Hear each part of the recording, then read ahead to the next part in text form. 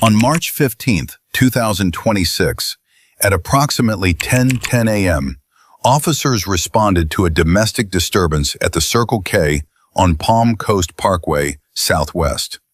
Before officers arrived, a store employee called 911 after a woman with cuts, bruises, and a black eye entered the store and said she feared for her life, locking herself in the restroom. The caller also reported that the suspect, later identified as Corey Hill, was sitting in a silver Chevrolet at a gas pump. When a deputy arrived and approached the vehicle, Hill fled the scene, and officers immediately initiated a pursuit. Copy.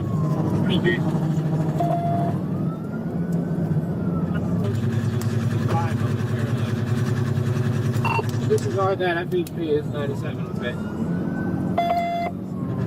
4 out, 4 back, 3 HP. We passed the 265.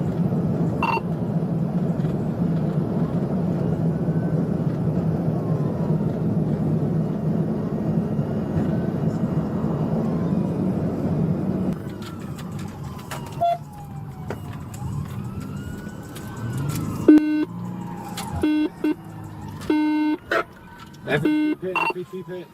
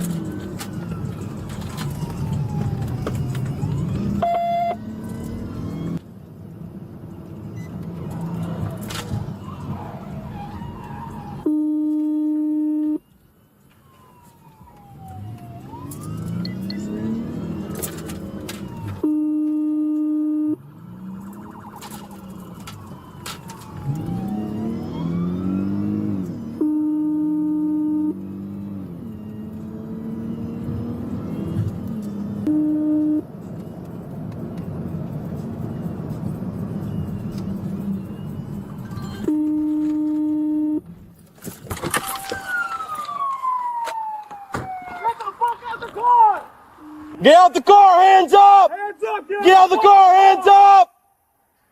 After 2 pit maneuvers, the vehicle was disabled a short distance later. The suspect was identified as Corey Hill, 24, of Sanford, and was taken into custody. Hill was charged with domestic battery, false imprisonment, leaving the scene of a crash with property damage, and fleeing or attempting to elude law enforcement with disregard for the safety of persons and property. The victim told deputies that Hill assaulted her multiple times, pulled out a handgun and pointed it at her head while threatening to kill her, struck her with the firearm, and choked her until she lost consciousness. Hill has an extensive criminal history and was currently out on bond at the time of the incident. At approximately 3:50 p.m. on May 5, 2026, Sergeant Linkus was patrolling Interstate 40 near mile marker 104 when Pope County Dispatch advised that 2 armed robbery suspects had stolen a black GMC Sierra near Crow Mountain in northern Pope County. A short time later, the Atkins Police Department reported that officers were actively pursuing the vehicle eastbound on Interstate 40 near mile marker 94. Trooper Linkus began searching for the suspect vehicle and quickly located a truck matching the description. He immediately joined the pursuit and assumed the lead position.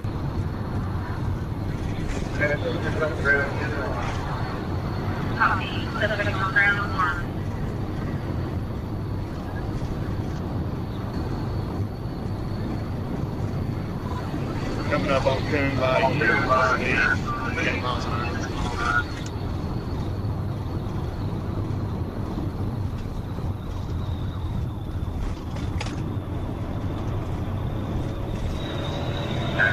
You got one faster now, one around 413.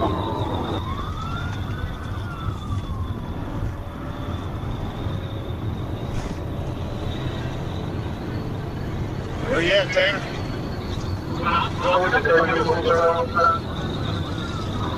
Go ahead, we're past by use speed 100 miles an hour, no traffic.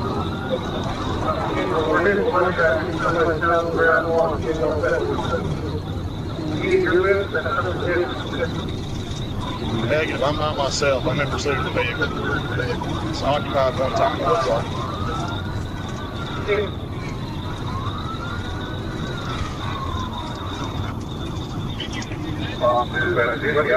No, I can't. They're driving all over the road, Tanner. This road's way too narrow. Are they one later?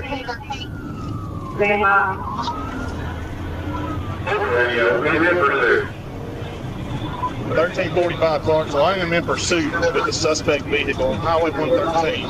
We're approaching the Fort Remove Bridge right now, almost to the Conway County Sheriff's Office Road, Southern Valley Drive.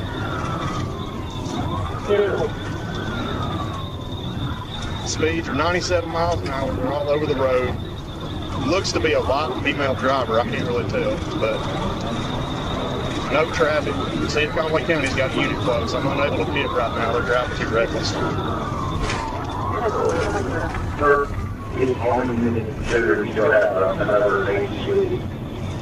I am the only unit. I'm by myself right now.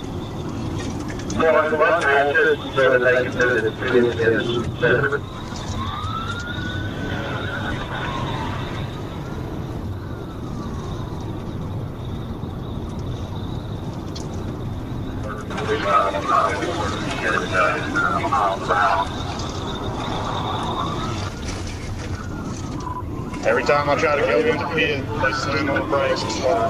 I can't get up there. This road is really narrow.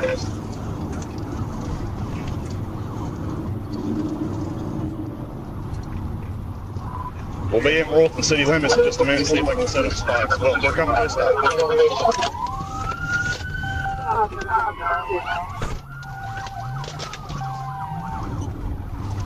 It is a white female driver. We turned around on 113 and we are headed north on 113 now. Northbound on 113. We're fixing to meet you, Jake. Okay. Get over here. Get my bike down. I got time. I'm thinking in here, just turn on 113 if he mentioned you. I got it too. Do not meet this truck in the curve. They are taking curves on the opposite side of the road.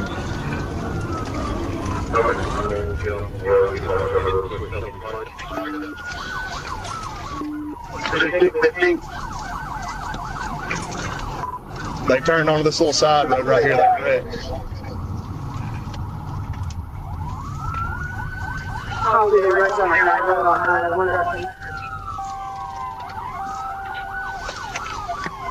Truck's still rolling.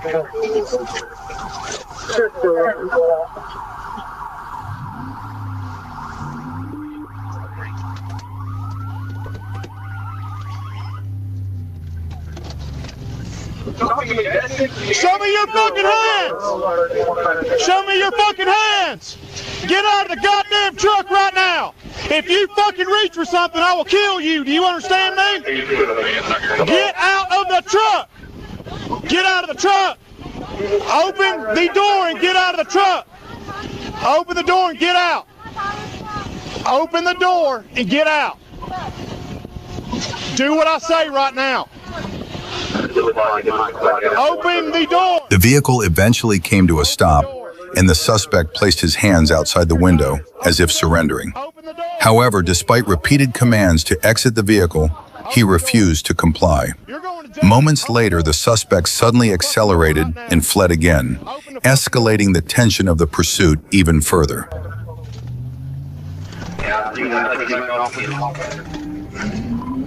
We're taking back off.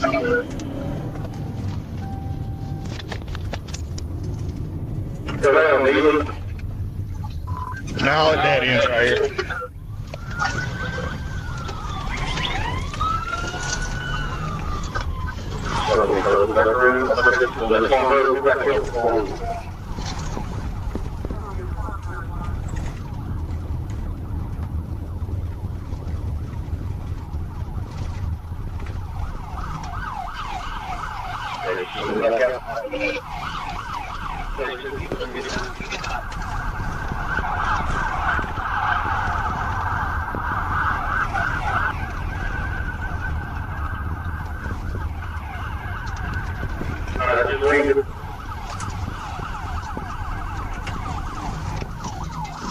I'll let the dog.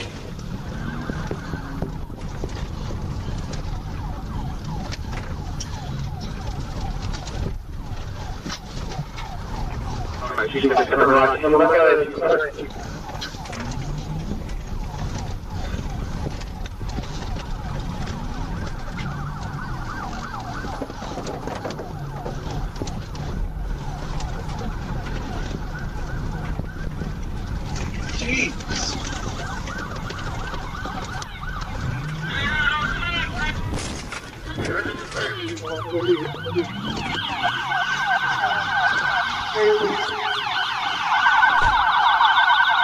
After a series of pit maneuvers, the suspect finally lost control and crashed into thick brush.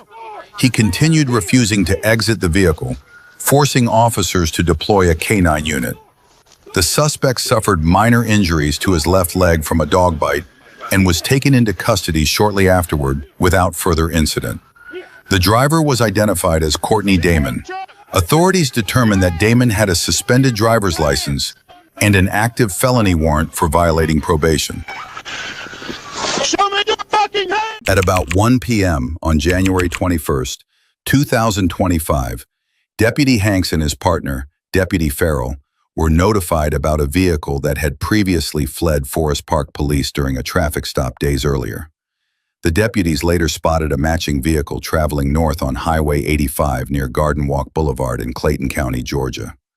A check of the tag through GCIC showed the registration had been suspended on November 7th, 2024, and the insurance had been canceled on December 1st, 2024, per the Georgia Department of Revenue.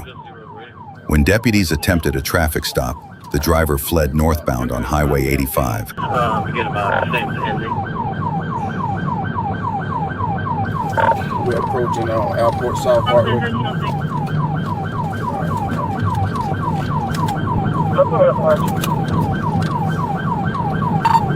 Clayton 93 radio.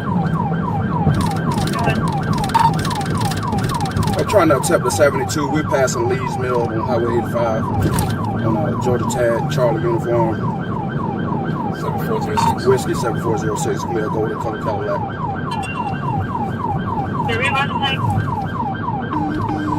Charlie uniform whiskey 7406.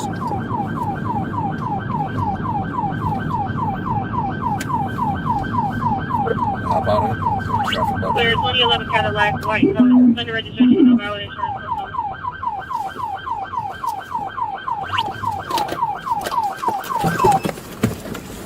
Stop the car. Took off. Took off. I got one taking off on me. We're gonna be flag down GSP.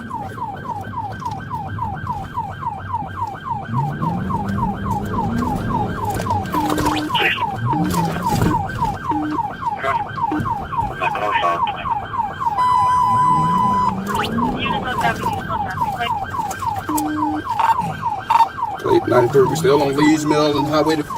Damn. I got you. Okay, y'all get off the radio. Lee's Mill approaching Forest Parkway. Speeds are about 50 miles. Are you different? That's affirmative. We're on Forest Parkway approaching 75. During the pursuit, the suspect repeatedly used the shoulder to pass other vehicles, at times nearly causing collisions. Realizing the car posed a serious danger to the public and could not be stopped safely otherwise, deputies decided to use a pit maneuver to end the chase. We'll be reckless driving. Traffic charges as well. Field 5 Falcon GSP system.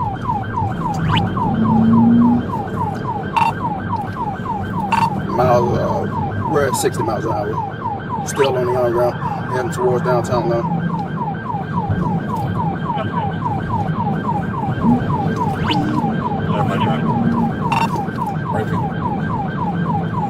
Hey, to the unit that's coming behind me, take up the traffic.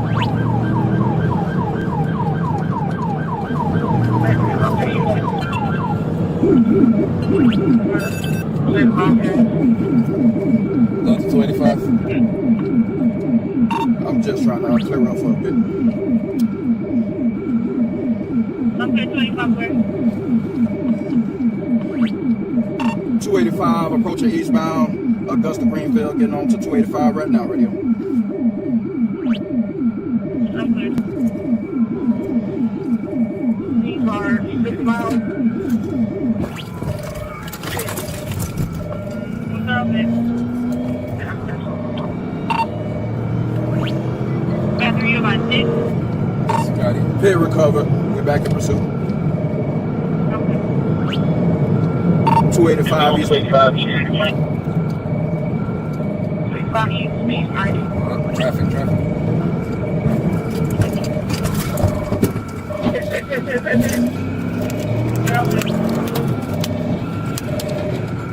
After the first pit attempt failed, Deputy Hanks executed a second maneuver that forced the suspect's vehicle into a concrete barrier, disabling it. The driver, identified as 60-year-old Bobby Lee Atkins, was pulled from the car and taken into custody. During questioning, Atkins admitted to consuming multiple alcoholic beverages before driving. A hospital test later confirmed he also had cocaine in his system at the time of the incident. After being released from medical care, Atkins was transported to the Clayton County Jail for processing. What did I do? Around 1:30 a.m. on February 26, 2022, a Montgomery County police officer spotted a traffic violation near Rockville Pike and Nicholson Lane in Bethesda. The officer moved into position to initiate a traffic stop.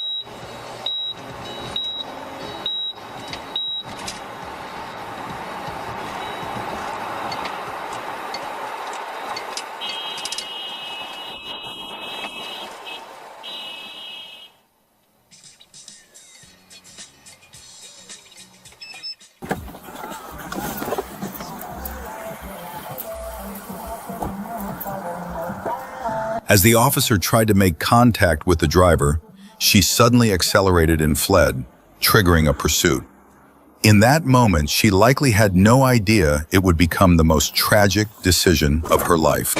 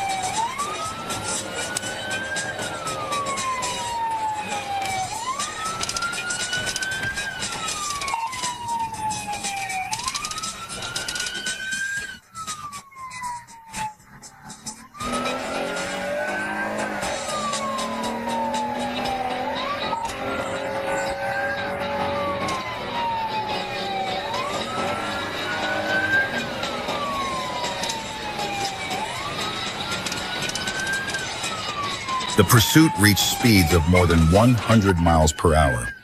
During the chase, the female driver lost control and crashed along Randolph Road in Wheaton.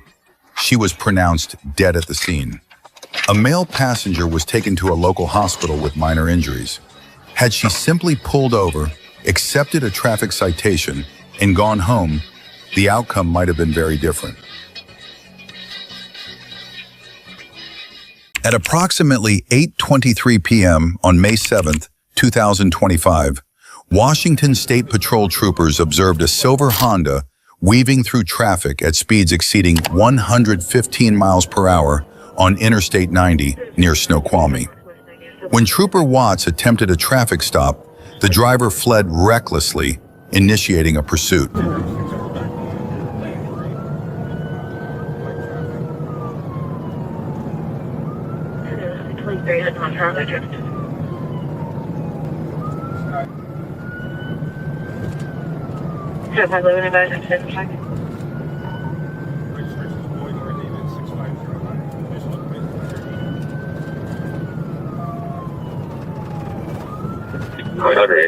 Let's try the spikes first if I love set up.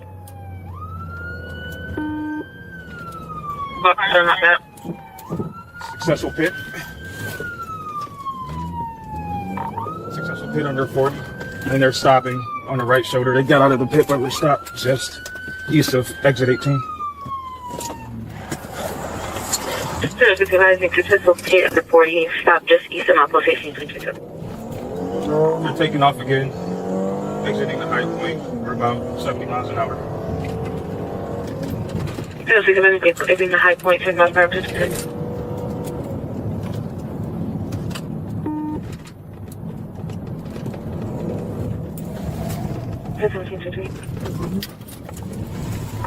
Getting back on that eastbound 90. Gonna try for a pit again.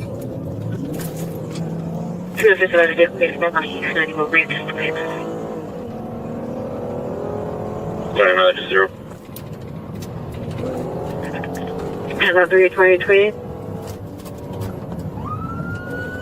During the pursuit, a gray Infiniti began interfering with the troopers' efforts to stop the Honda. However, the driver appeared to overestimate his abilities, and he soon became a target of the pursuit himself. Stop, we're eastbound 90 from High Point. Supervising vehicles now, east 90 from High Point. Get out the car, face away from me. Get away from me. Get Get out of the car! Get out of the car! Get out of the car right now! Right, 59. 68 out for front. Zero 6 out of the vehicle. That's where there. It's a gray Infiniti group back eastbound 90.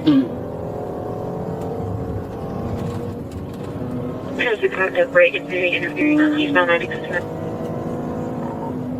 The male driver looks Hispanic, white skin, black hair, with a red and black jacket.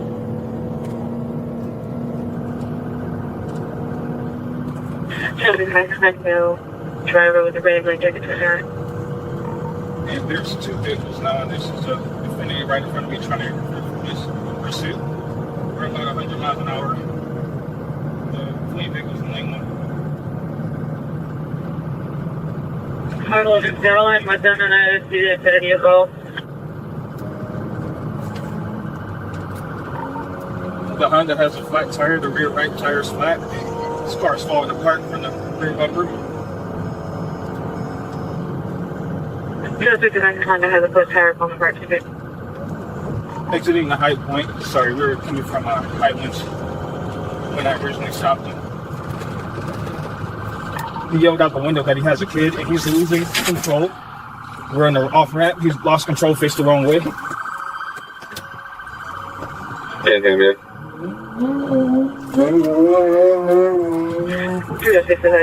The vehicle lost control, exiting the High Point from Highlands. Subject back to the child in the vehicle today.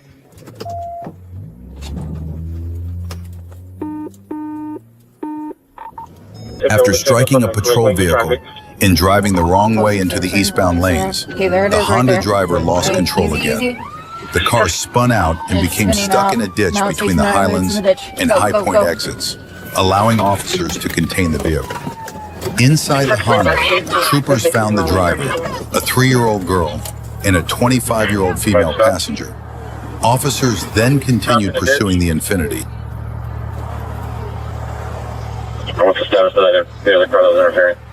On April 2nd, 2025 in Kenosha County, Wisconsin, a man called 911 to report an armed robbery. 2 juvenile suspects, both armed, had held him at gunpoint and stolen his blue Honda Pilot, along with his phone and wallet.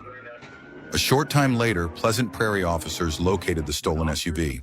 When they attempted a traffic stop, the 2 teens accelerated, reaching speeds of more than 115 miles per hour.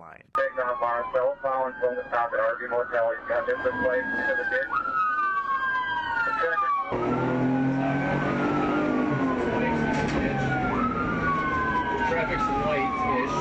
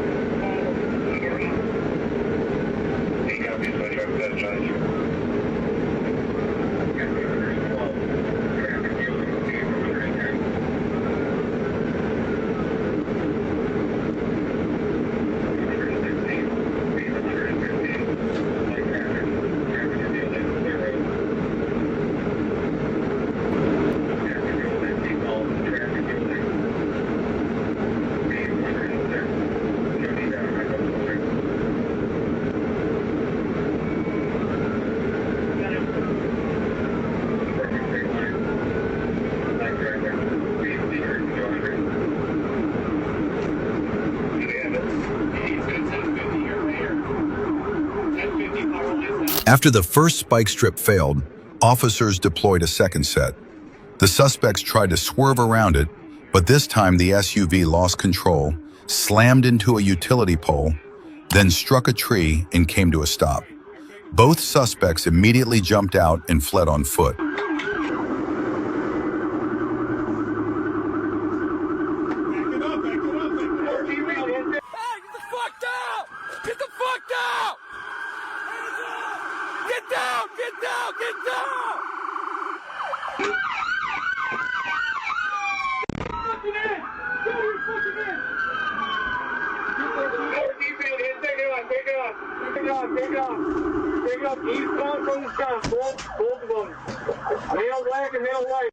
Around 8:02 p.m. on December 6, 2024, Sergeant Hessenflow and Corporal Waltman were conducting surveillance at a location known for drug activity and stolen vehicles when they observed a Dodge Ram pass by.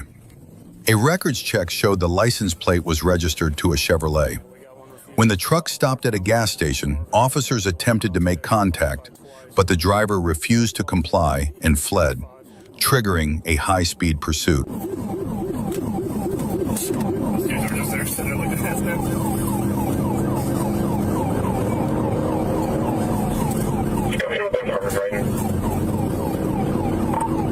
Yeah, we're in pursuit. Still northbound. Brighton passing 4-5. Speed's about 80, light traffic yielding.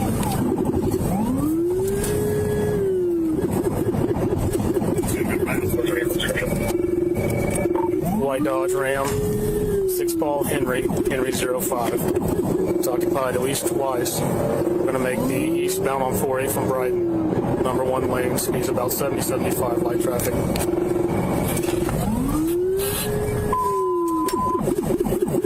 Getting pursued 4-8 Brighton, and White Dodge Ram, 6-ball Henry 05. 25.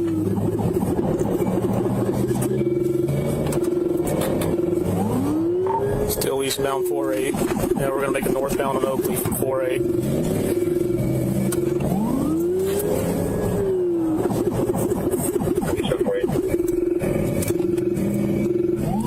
Still northbound Oakley.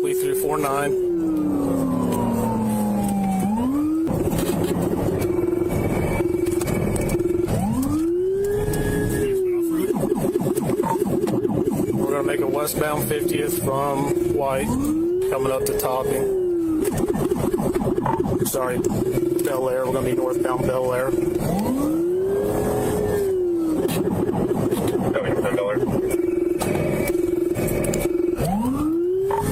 West on 5-1 from Bel Air.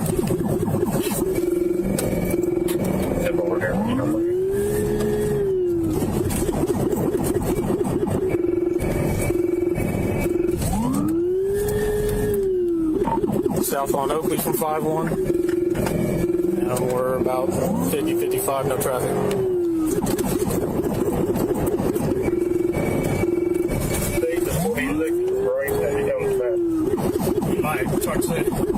Copy. We're going to make a west on 4-9.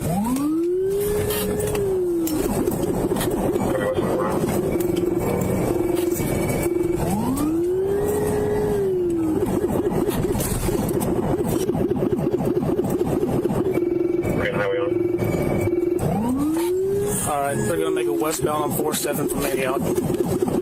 I get a chance to TVI.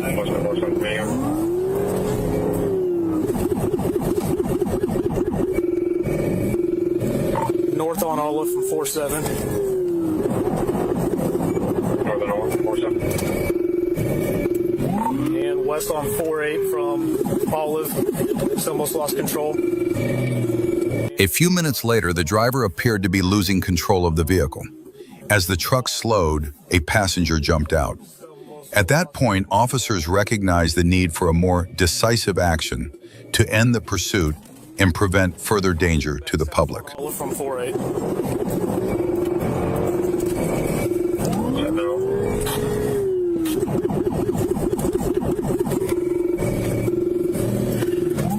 East on 4-6 from Olive. East on 4-6. Coming back out to Antioch to go southbound. And east on 4-6 from Antioch. We've seen them. I think there's a reach on 28. There's something we can assist with. Let them know, dispatch. What's it? I'm still east on 4-6 to Agnes. Last you know traffic, I could copy it. Yeah, 690. Is there anything we can... That's 635 Antioch. I'm with the crash. Come right back in. Yep, they're still southbound Antioch through 47th.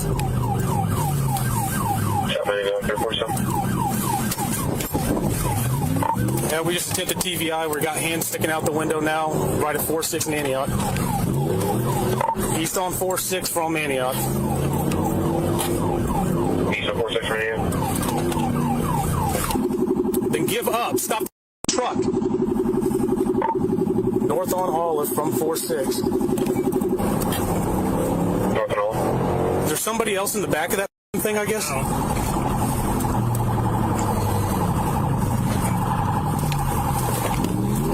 East on 4-8 from Olive. So we're going to come right back out to Antioch. East on 4-8 from Olive.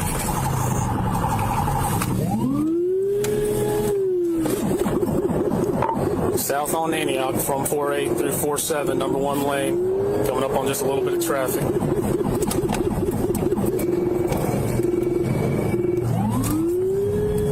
Go south on Antioch. Hit that.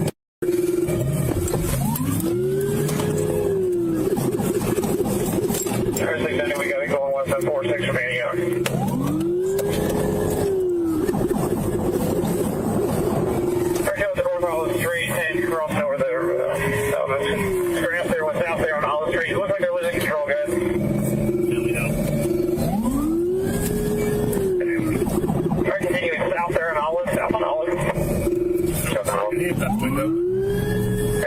Northeast 44 stairs, they're slowing down, guys. Looks like they're really struggling to keep driving. Slow down just past Northeast 44 stairs, north of Olive, still one south, go about 30 miles an hour.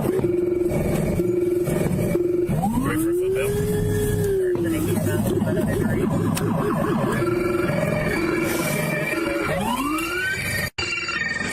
Shoot your hands right now! After about 15 minutes, the pursuit ended when the suspect drove into a dead-end street and attempted to crash through a chain-link fence but failed. The driver, identified as Jonathan Davis Maroney, 29, then complied and was taken into custody. Maroney was initially charged with felony fleeing, Class D, which was later upgraded to a Class B felony after it was determined that serious injuries resulted from an earlier crash. The passenger who jumped from the vehicle suffered minor injuries and was not arrested. On September 4, 2025, Maroney pleaded guilty to fleeing causing serious injury and was sentenced to 10 years in prison. On March 3, 2022, at around 8:02 p.m., Trooper First Class D. Thomas was conducting traffic enforcement on I-85 northbound near mile marker 92 when he observed a silver Porsche Cayman speeding and making improper lane changes. Trooper Thomas attempted a traffic stop, but the driver refused to comply, accelerated, and continued driving recklessly, prompting a high-speed pursuit. 66, X-ray, clean time 166 to Georgia.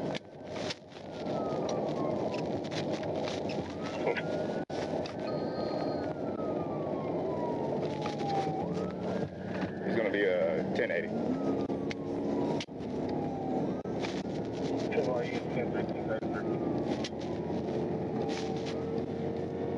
Going northbound, coming up to exit 96. He's an HOV.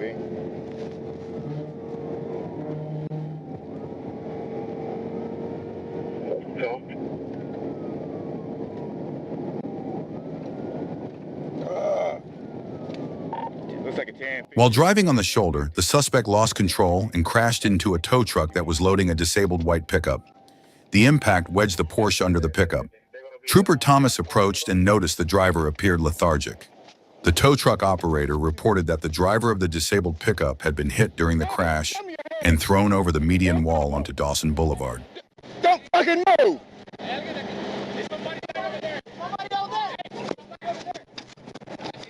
Hit somebody and you see him? Oh shit! You stupid motherfucker! Don't you goddamn move! I think he's like 558, Marietta. Go ahead and start skirt. He struck a truck. What is it? Are you okay? What? Get out! Get out! I don't care if you fall. Get out! Lay down. Lay down.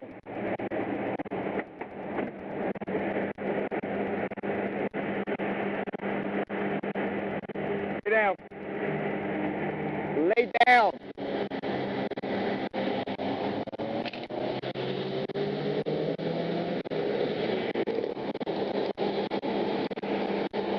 Give me your hands. Give me your hands.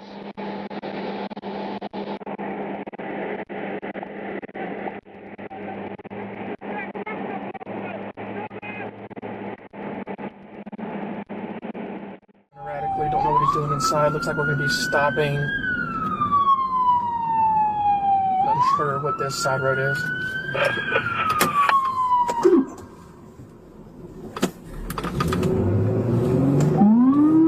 On the night of March 4th, 2025, a Georgia trooper observed a black pickup truck swerving erratically. When the trooper attempted a traffic stop, the driver initially pulled over, but suddenly fled. The driver was later identified as William Crawford, who was wanted for aggravated assault in Lumpkin County. According to the Lumpkin County Sheriff's Office, Crawford had been named a suspect in a previous shooting incident. 2108.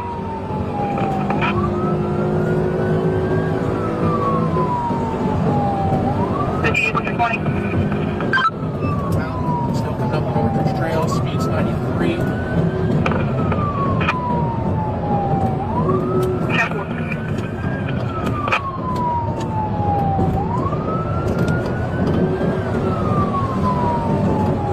I'll take radio. You take primary.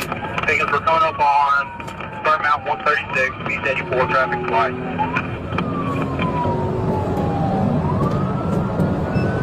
Yep. Alright, taking for passing. We're on 136 now, we're coming up on Old Bird Mountain. Yep, we're about speed.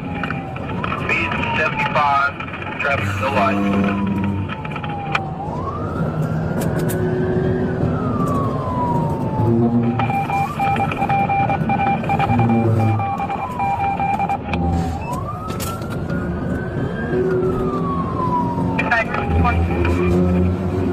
Coming up on Old Bird Mountain now, 136. Speed 65, no traffic.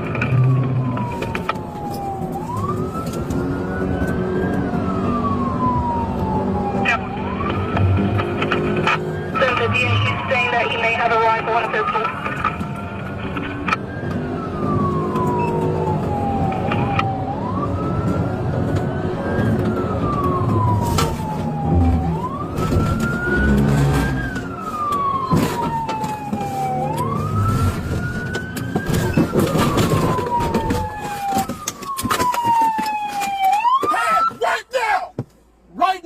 On the night of March 4th, 2025, a Georgia trooper observed a black pickup truck swerving erratically. When the trooper attempted a traffic stop, the driver initially pulled over, but suddenly fled. The driver was later identified as William Crawford, who was wanted for aggravated assault in Lumpkin County. According to the Lumpkin County Sheriff's Office, Crawford had been named a suspect in a previous shooting incident. Cut your vehicle off. You're not going to get any portable, okay? Let's get him out, okay? Do you have any weapons on you? Where are the weapons? Taking 693. 693, At approximately 11:30 a.m. on July 2nd, 2024, the Delaware County Dispatch Center issued a "Be on the lookout" alert for a stolen vehicle, a white 2024 Toyota RAV4, last seen on U.S. Route 95 near mile marker 20 in Richland County. The vehicle had previously been involved in multiple pursuits with other agencies. Shortly after, a sergeant from the Ohio State Highway Patrol's Mount Gilead post spotted the RAV4 heading southbound on U.S. Route 95 in Knox County. When the sergeant attempted a traffic stop as the vehicle entered Fredericktown, the driver refused to pull over, initiating another pursuit. Left on Tuttle, back towards 95. Right on to 95, back head into town.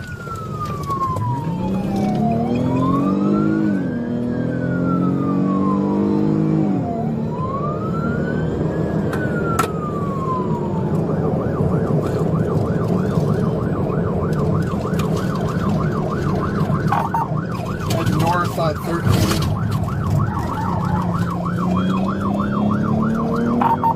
These two occupants crossing the median, going signal 100. As the pursuit began, the suspect immediately showed extreme recklessness by crossing the grassy median and driving into oncoming lanes at high speed. From the way the vehicle maneuvered to escape, it was clear the suspects were not going to be easy to stop. I can't get in front of them.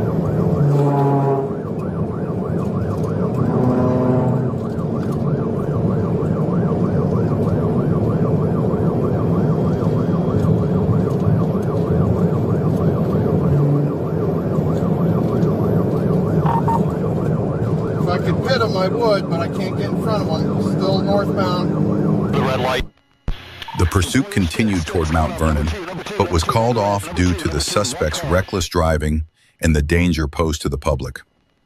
An aviation unit in the area responded and located the Toyota, tracking it from the air as it traveled along Interstate 71 through Morrow, Delaware, and Franklin counties. Ground units followed from a distance without activating lights or sirens. He doesn't have a shoulder to pass on, so he's slowing down just a little bit.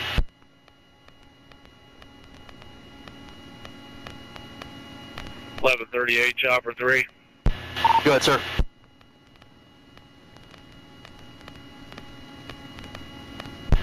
Go ahead, 1138.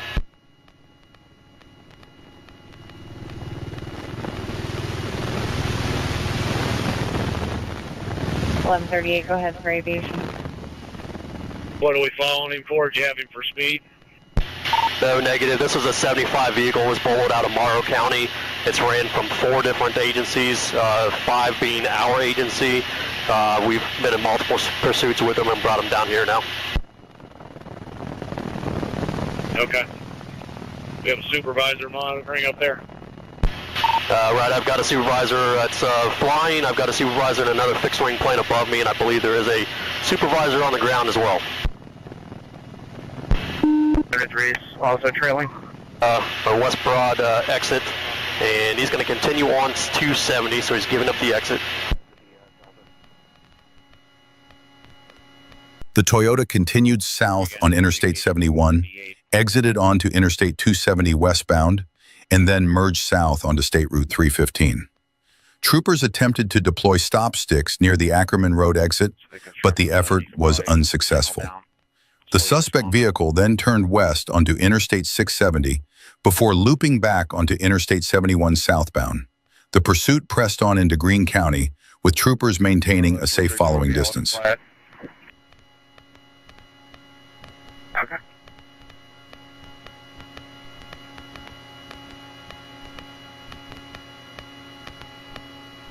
.1146, you did copy 1748 traffic of do not actively pursue, correct? Right, I'll go ahead and shut my lights off.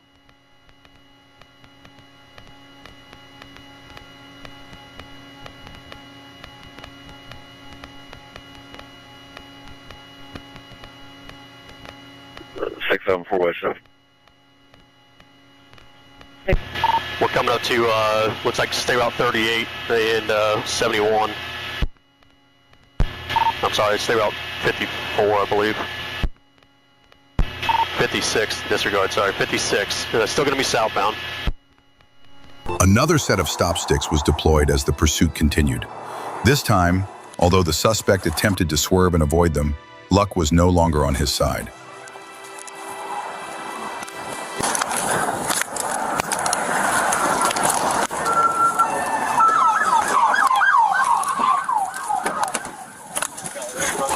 Away from the vehicle into the cornfield. Need you stop, guys. You stop and give it up.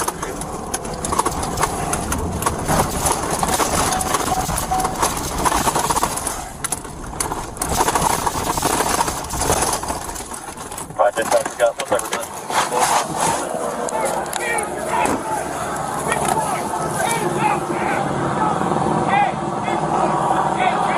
Can you say anything? Get him up, walk him this way. Get him up, come this way. Get up! Get up, come here. Get up! I can't see his hands. Get back, get back. His hands. Get up! Turn around and come backwards. Walk backwards.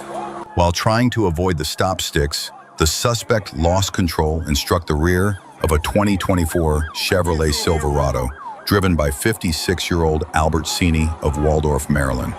The vehicle came to a stop on the shoulder. The driver, Tevin Marion, 29, and passenger, Darius Thompson, 38, both from Fort Lauderdale, Florida, were taken into custody without further incident. Marion was booked into Clinton County Jail and charged with felony failure to comply, along with misdemeanors for driving without a license, not wearing a seatbelt, and failure to maintain control. He also had an active felony warrant and faces additional charges in Knox County and other jurisdictions.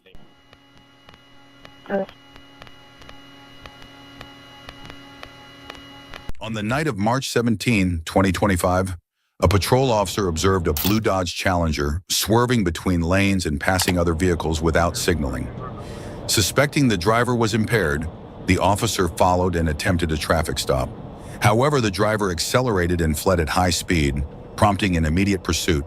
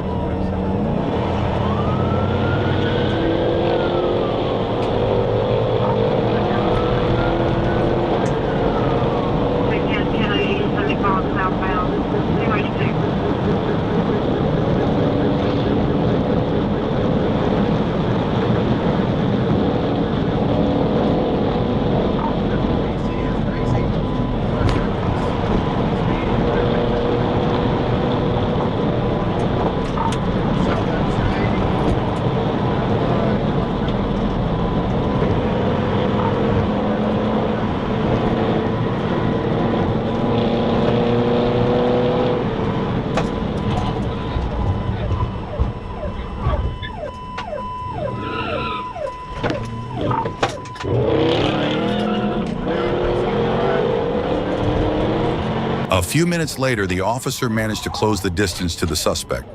Realizing a pit maneuver at such high speeds would be unsafe, the officer attempted to force the suspect's vehicle toward the shoulder. However, the suspect aggressively resisted, making it difficult for the officer to bring the pursuit to an end.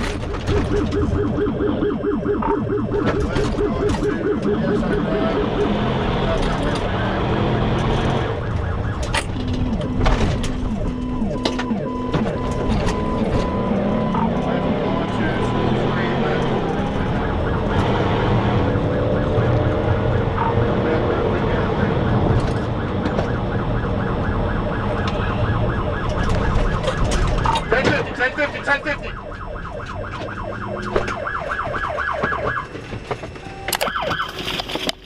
Put your fucking hands up! Put your hands up right now! I'll fucking shoot you! Get on your face! Get on your face! One at gunpoint, 1050, Glade at Tanyard, Glade at Tanyard. A few minutes later, the suspect lost control of the vehicle at high speed, veered off the road, and disabled the car. The driver stepped out, surrendered, and was taken into custody without further incident. Vehicle clear, I'm 1095. Around 9:35 a.m. on December 16th, 2024, in West Allis, Wisconsin, police were dispatched after receiving a report of a vehicle theft near the intersection of 58th Street and National Avenue. A stolen Mazda was located parked in the lot of a Taco Bell. As soon as the suspect realized patrol units were closing in, he immediately accelerated and fled. Officers quickly moved in pursuit. Continuing north on Nature. 306, he crashed into my squad, head on.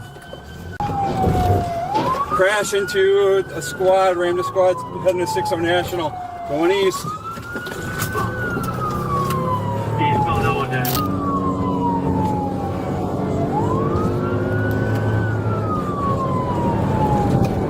We're in pursuit of that car, eastbound National, crashed into a marked squad. We're about 5-6 right now. Eastbound National, speeds are 77, traffic medium, and roads are somewhat wet. Officer, okay. You guys up ahead, one of you behind you, pull it out. Oh, sorry, that was... Does it look disabled at all to you, or the front end damage should be moderate? Negative. No front end, there's damage, but he's still moving pretty good. We're passing 240 eastbound.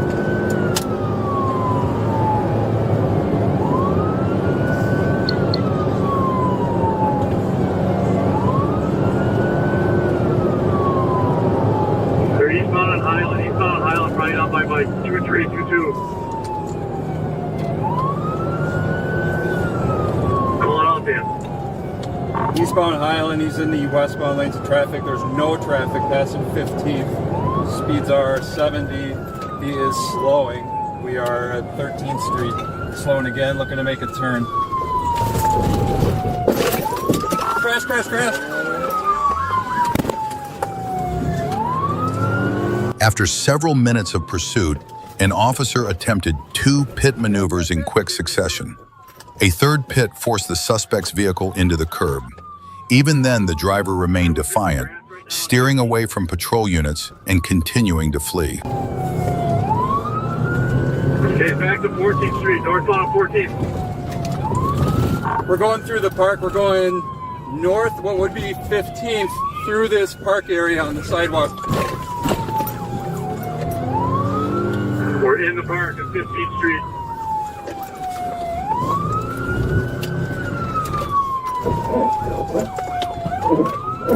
Milwaukee, if you can throw sticks, I appreciate it. Hit a mark squad.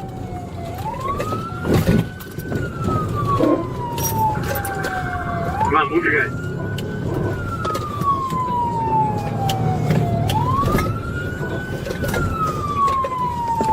You guys get up my boy, did it.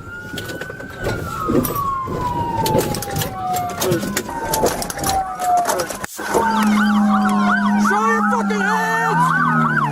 That's it! Let's go back.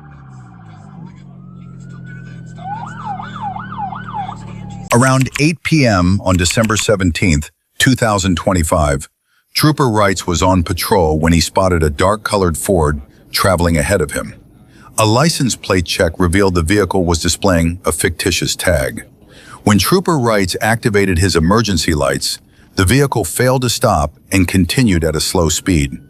He then activated his siren and initiated a pursuit. 10-4, come back to a white Chevy, please, insurance on your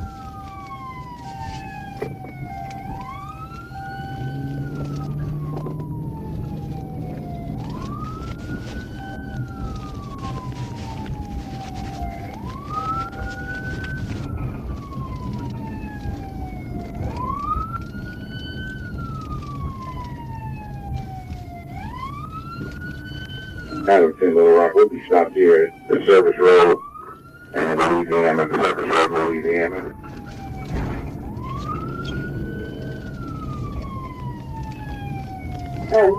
At a red light intersection, the vehicle briefly stopped and 3 passengers exited. 2 of them immediately ran from the scene. The driver remained in the vehicle and then sped off, continuing the pursuit.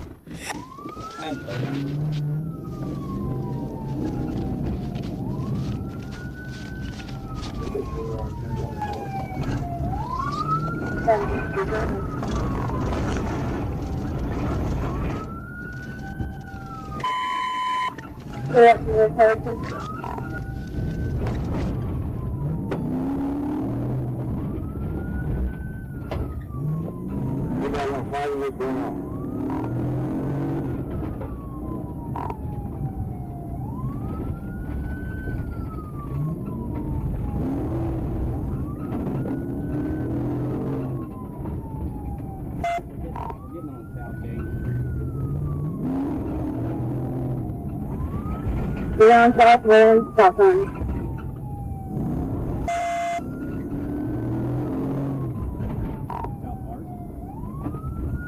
South Arch.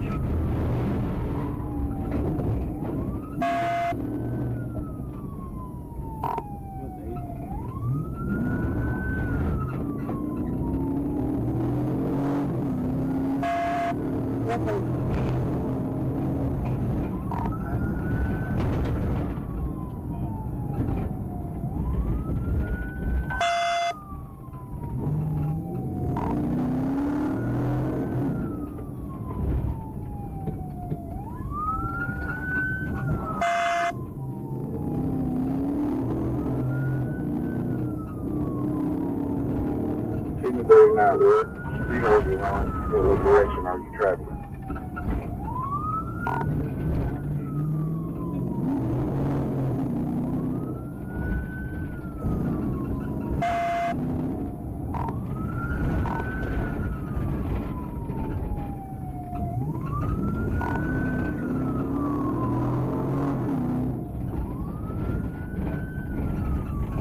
Turn around the left side.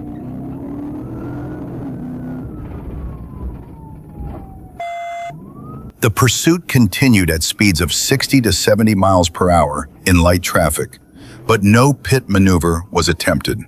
It appeared to be the kind of cautious chase you'd expect from a newer officer, one that seasoned veterans might have brought to an end much earlier.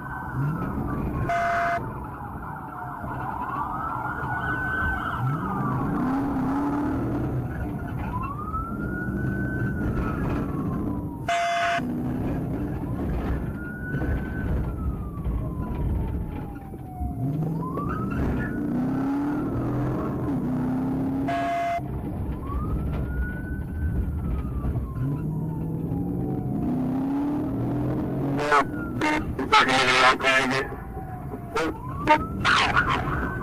We're going to be going north, go down the one way, go back across road.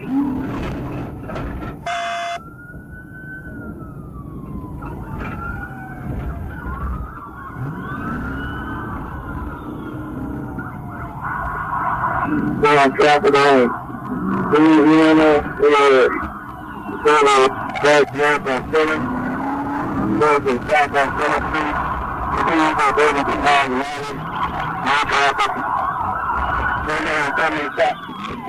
The pursuit ended when the Ford entered a dead-end street. The driver immediately exited the vehicle and fled on foot, but after a brief chase and search, the suspect was apprehended nearby without further incident. Get over there! Get over there! On Sunday, June 8, 2025, Trooper Surratt was monitoring traffic on Interstate 49 near mile marker 88 when he observed a motorcycle traveling at approximately 85 miles per hour in a 70 miles per hour zone. The motorcycle also had no visible license plate.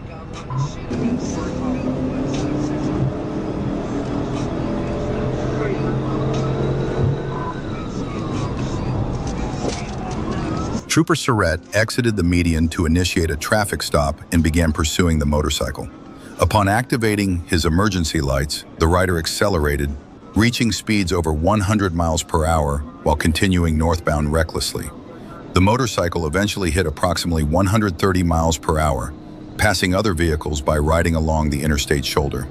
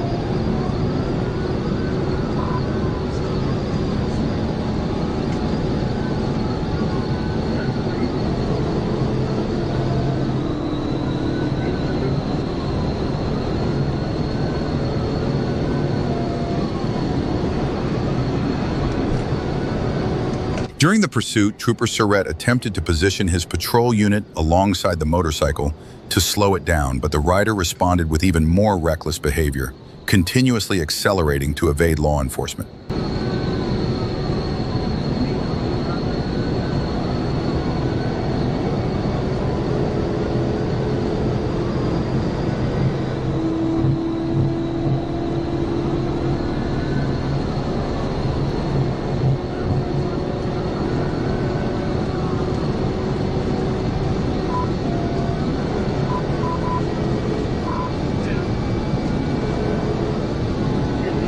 Eventually, the rider lost control and struck the rear fender of another vehicle.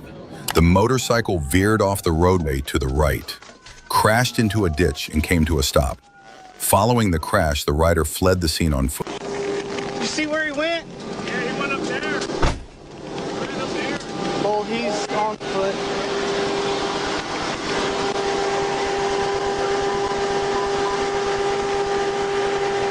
I've lost the visual. Trooper Surratt requested assistance from nearby agencies, including the Bella Vista Police K-9 unit.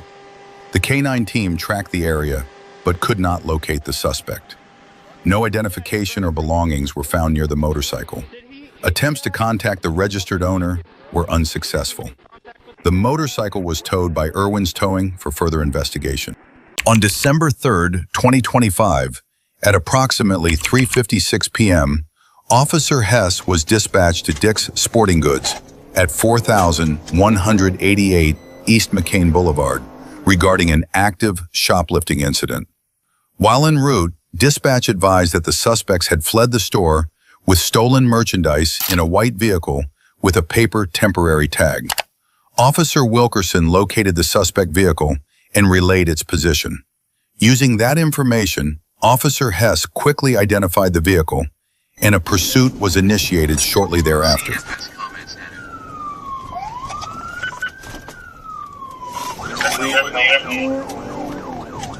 Going back towards McCann, Landers. Channel 1 1063, there's Tango 10. Continuing north of Landers towards 167.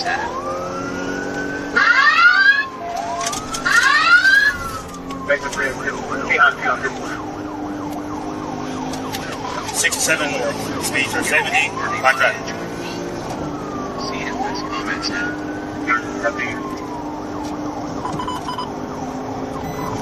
Continue 67 north, coming up the Trammel Road, speeds are 90, medium traffic.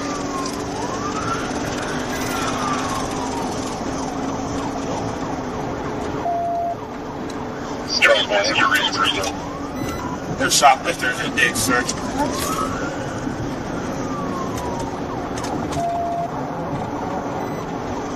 Continuing north on 67, speeds 109, coming up to some medium traffic here. Baker 3 to contact ASP. Wait for Christian Keon to contact ASP. Continuing north, 67, coming up to Rockington, we're passing the Chevrolet dealership, speed 114, medium traffic.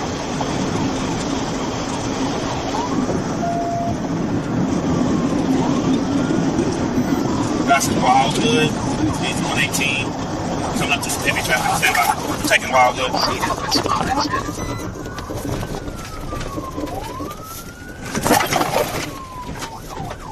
Have to go off road here. He's going to be going about 60 in the wrong way, coming back to the Trammel.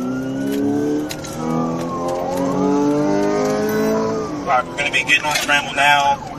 What's that about?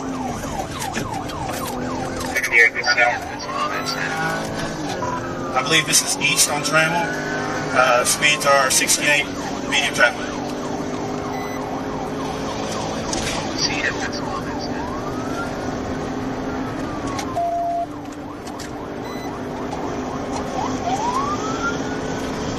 Continuing eastbound on Trammel, passing Trammel Estates, speeds 97, light traffic.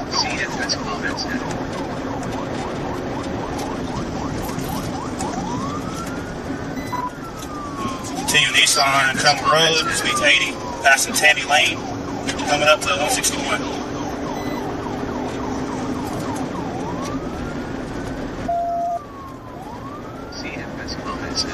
Coming up to 161 now, stand by.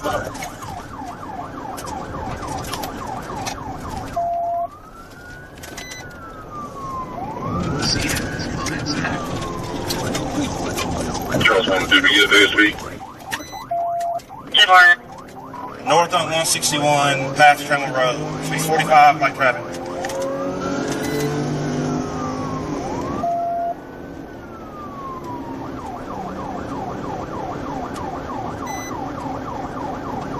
Continuing north 161, passing the... At a curve, the vehicle lost control, left the roadway, and slowed in a grassy area. As Officer Hess moved in to block it, a passenger suddenly jumped out in front of the patrol car and fled on foot, preventing the stop. The driver then regained control and continued fleeing at high speed. We're on Baker's Acres Road, coming up to a dead end. Keon 2, good contact, Placer County, Jacksonville. Turning back around on Baker's Acres Road, head back towards 161.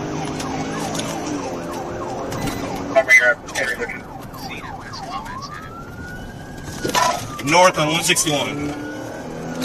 The passenger's still in the woods over there. I don't know what he was wearing. Not worried about him. Driver still continuing. Driving on the wrong side of the road. There's no traffic. Passing Brewer on 161. Speeds are 75, no traffic. I'll call it. Busy driving. Control 20, speed 180. Northbound to passing Rickey Road, Rickey Road. No traffic. Speeds are 87. We're passing a car. Stand by. This is still northbound 161. Heading towards the interstate. Charles 20.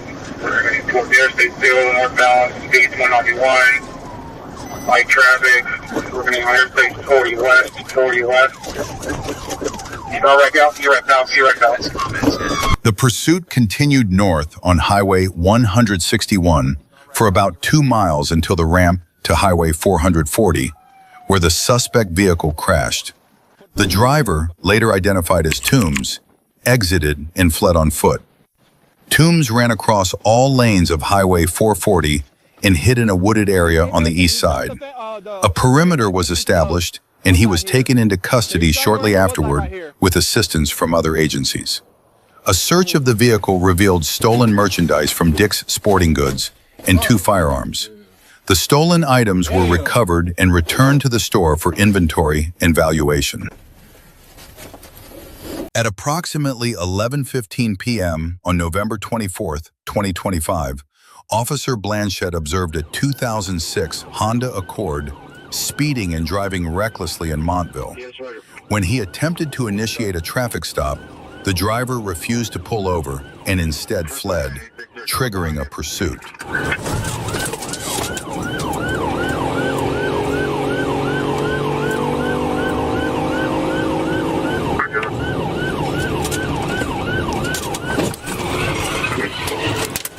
It's a good pit, and we're going to be continuing speed 35 miles an hour.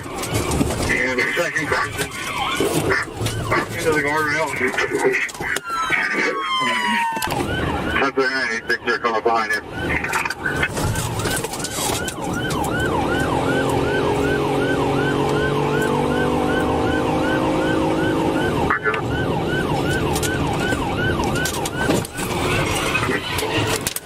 It's a good pit, and we're going to be continuing speed 35 miles an hour. And the second person into the guardrail.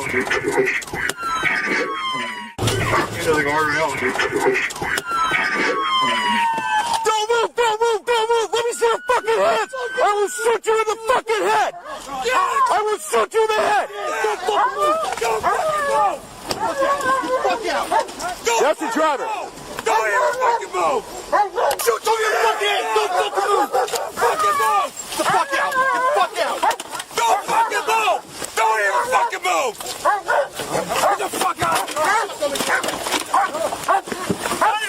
The pursuit reached speeds of up to 120 miles per hour, and with authorization from a supervising sergeant, Officer Blanchett executed a pit maneuver at approximately 75 miles per hour.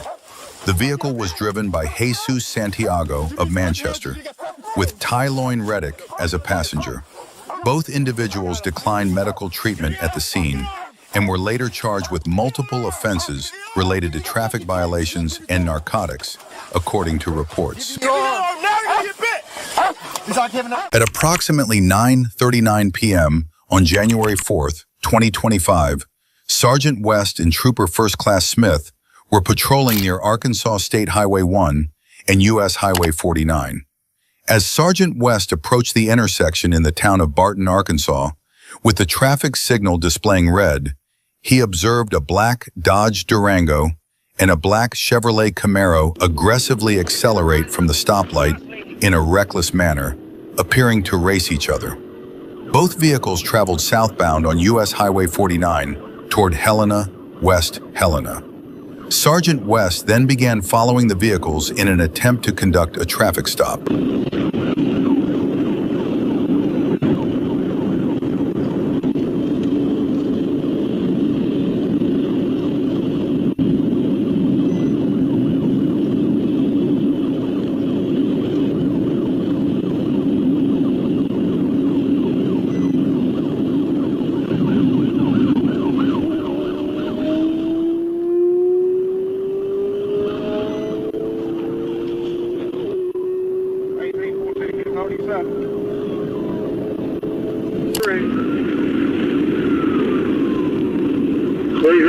Shortly after taking the lead position in the pursuit, Trooper Smith decided to attempt a pit maneuver to end the chase, despite the Camaro traveling at approximately 147 miles per hour.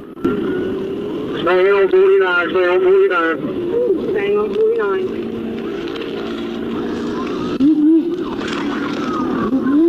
Down to TBI.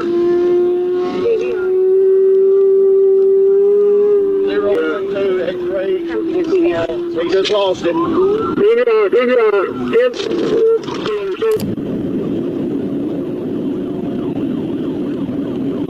Trying to TBI. TBI. We're attempting a TBI. Attempting a TBI. TBI. 1040 rollover. Start at 1016. Start at 1016, 1040 rollover. Down to TBI. He lost it. 10-4. The crash severely damaged the Camaro, leaving the driver trapped inside and unconscious. At the same time, the black Dodge Durango involved in the earlier street racing stopped at the crash scene. Based on initial observations and circumstances, Trooper West took the Durango's driver into custody without incident. Fire and rescue crews arrived shortly afterward and successfully extricated the Camaro's driver.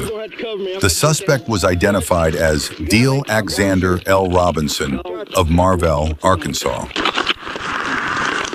Are you in this? At about 7:19 a.m. on September 14th, 2025, Trooper Middlecoff observed a white Honda Civic traveling over the speed limit on Interstate 40. He activated his emergency lights to initiate a stop as the Honda exited at mile marker 265.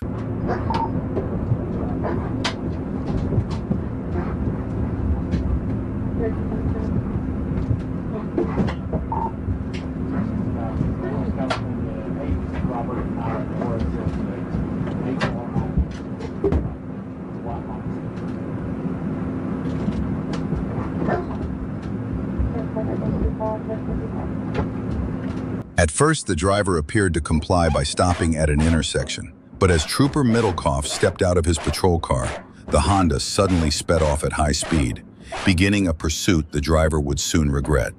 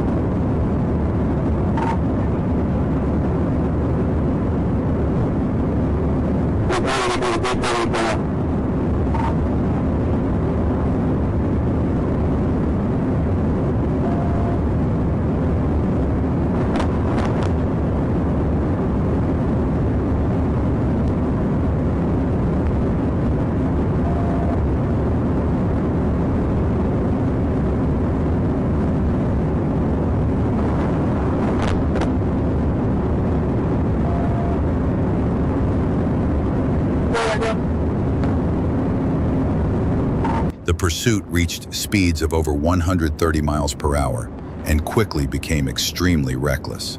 Seeing the danger to the public, Trooper Middlecoff decided to use a high-speed pit maneuver to bring the chase to an end.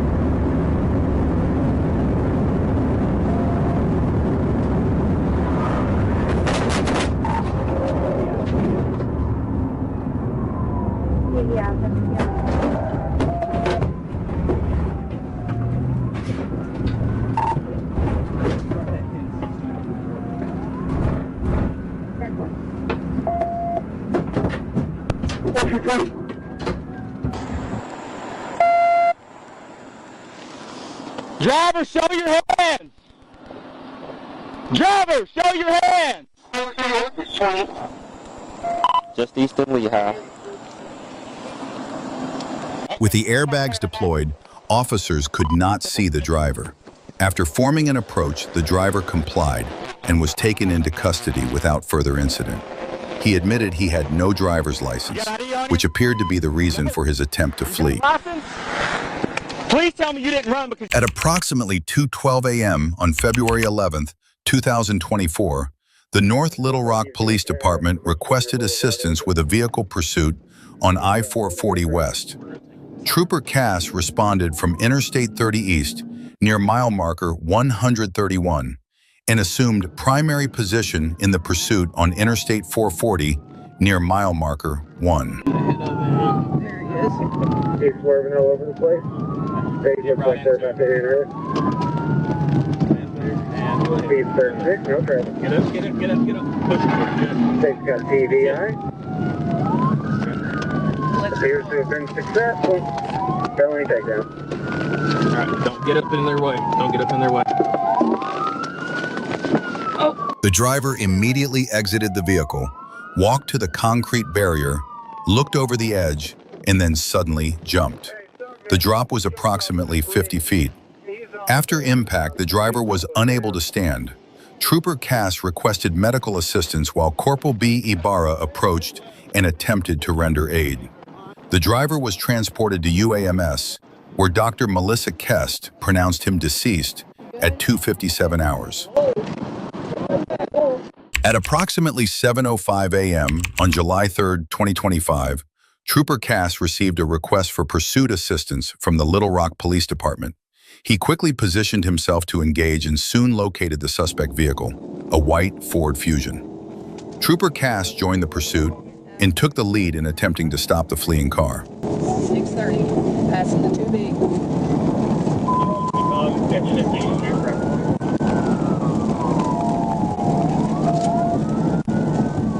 Still heading westbound, 93, medium traffic.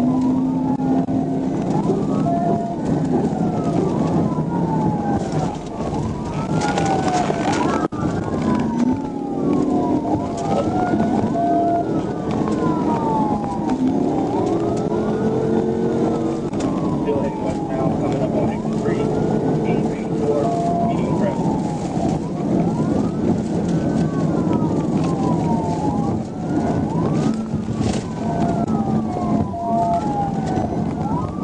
Taking exit 3A, speed 65, no traffic.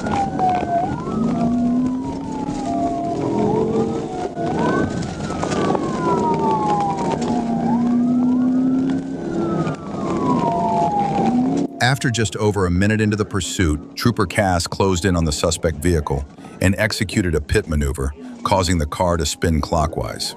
However, the maneuver was not enough to bring the vehicle to a complete stop, and the suspect continued fleeing in the opposite direction. TBI was unsuccessful. Wood Road now. AFC TBI.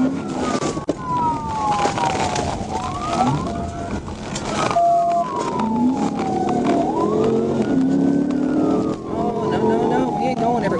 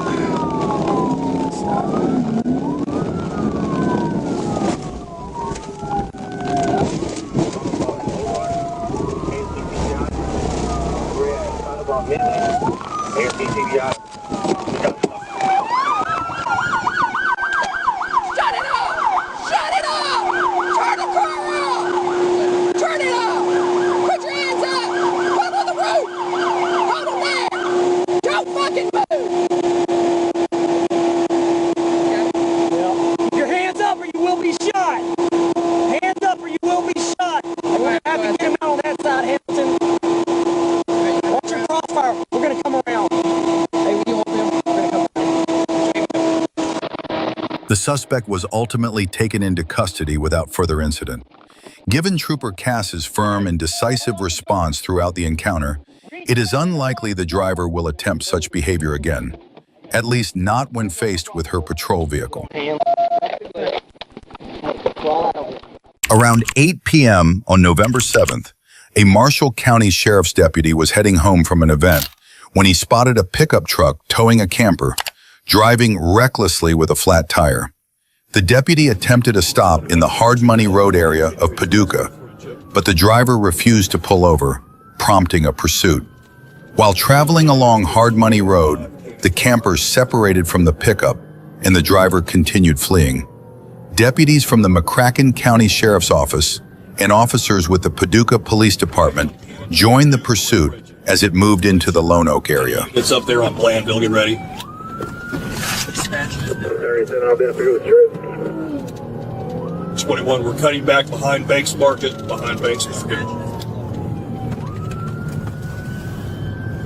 back towards New Friendship. And we're back Lone Oak and Lakeview. He's starting to lose it. He's getting a lot of control here. Spikes were good. He's losing his back tires. Inbound on Lone Oak Road towards the interstate. Speeds are at 60. Medium traffic. He's driving pretty reckless here.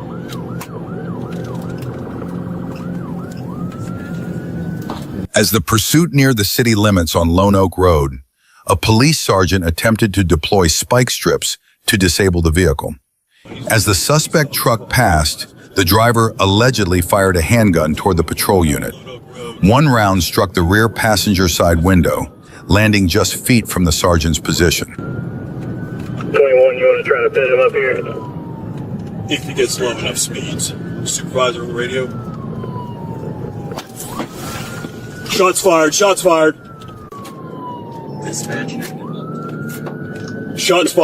fired. He is shooting back at me. We are continuing inbound Lone Oak Road, passing Lourdes. Inbound Lone Oak Road, passing Lourdes.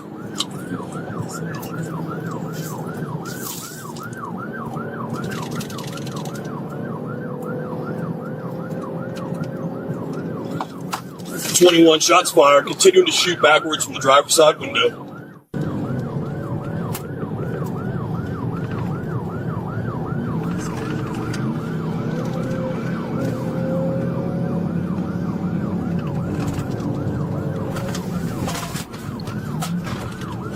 .21 continuing Lone Oak Road, inbound Lone Oak Road towards Hannon Plaza. Truck of vehicles entering.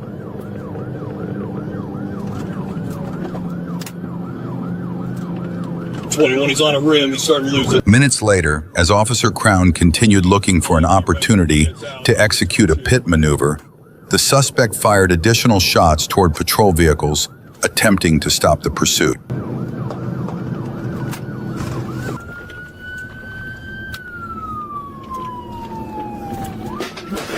Fuck. Shots were fired. He just hit my vehicle. 37. Shots were fired. Hit my vehicle. 37.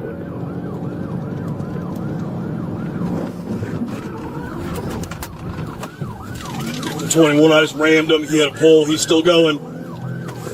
21 wrecked out. After several failed pit attempts, the suspect crashed into a home in the 200 block of Lone Oak Road. He was taken to a local hospital, where he later died.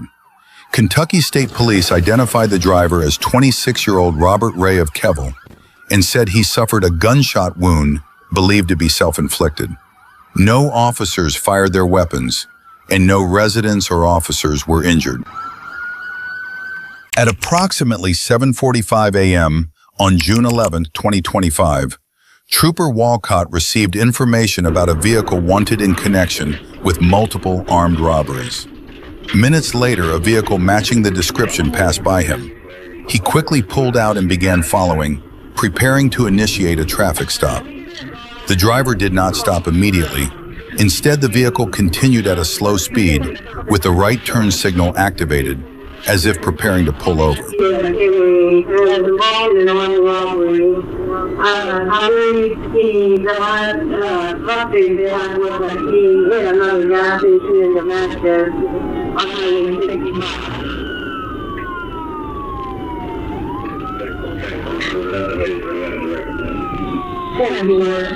The suspect eventually pulled over to the side of the road. But just as Trooper Walcott was about to step out of his patrol vehicle, the driver suddenly accelerated, fleeing at speeds exceeding 100 miles per hour, unaware that this decision would ultimately lead to a tragic outcome.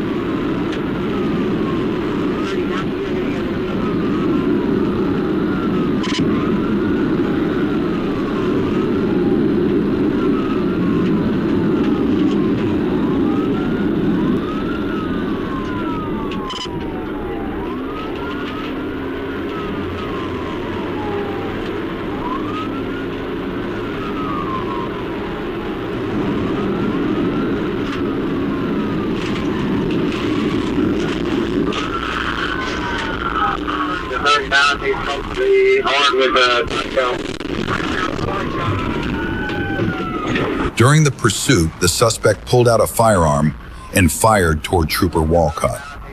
Moments later, while traveling at speeds exceeding 100 miles per hour, the suspect lost control. The vehicle veered off the roadway, went airborne, and crashed into multiple trees in a wooded area beside the road. The driver was later identified as Joey Vincent Simmons II, 23 years old. He was ejected from the vehicle and pronounced dead at the scene. Had he stopped at the beginning, the outcome may have been very different. Around 11 p.m. on January 31st, 2025, a Stoughton, Wisconsin patrol officer attempted to stop a vehicle for a traffic violation. When emergency lights were activated, the driver failed to stop and gradually accelerated, quickly turning the encounter into a pursuit. 842, failure to yield. Now, passing belt delay.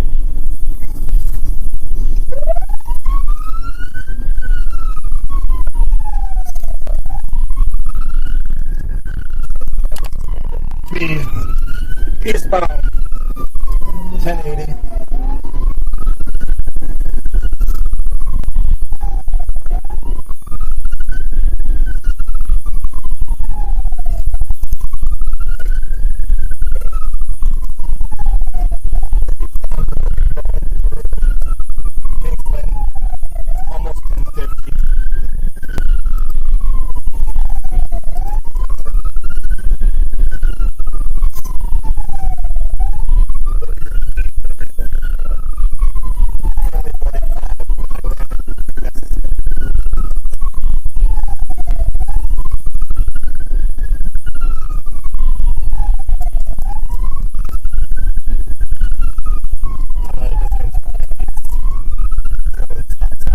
Because the driver was fleeing at high speed, officers made the decision to terminate the pursuit in the interest of public safety.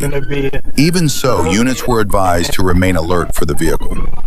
Minutes later, officers located the car crashed and overturned, with the driver still trapped inside.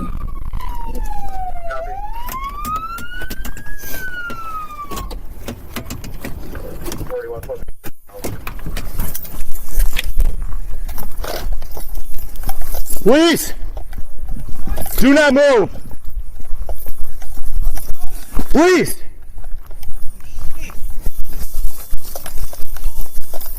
Where you at?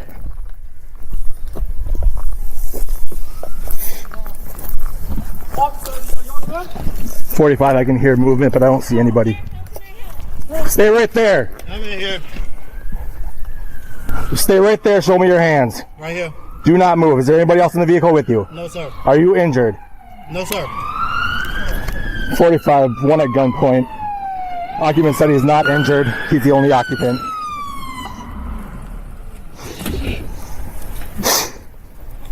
Keep your hands up. They up. Let me see them both. Right here. Do not move. Do you have any weapons? No, sir.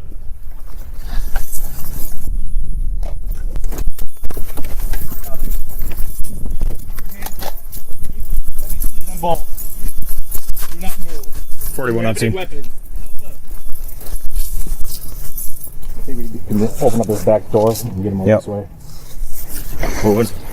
You the only one in the vehicle? Yes, sir.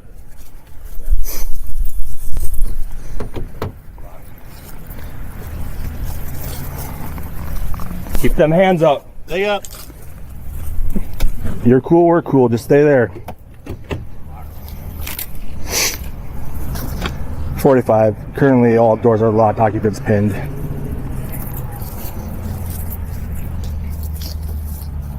Are you injured? No, sir. Can you crawl out the back seat? I can try. I want to see your hands the entire Stay right time. there. Okay? Do not move. Crawl out, keeping your hands up.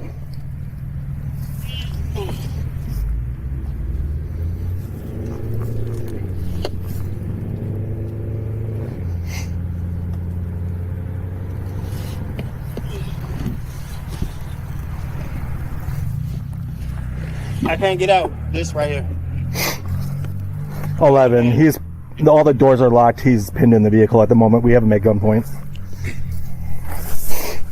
Good. Yeah.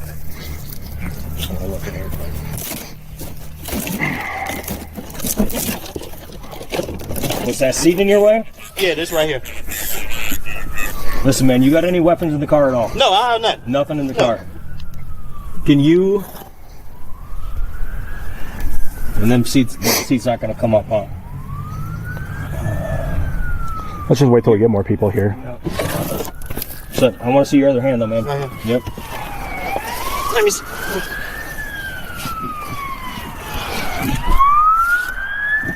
Nah, this right here.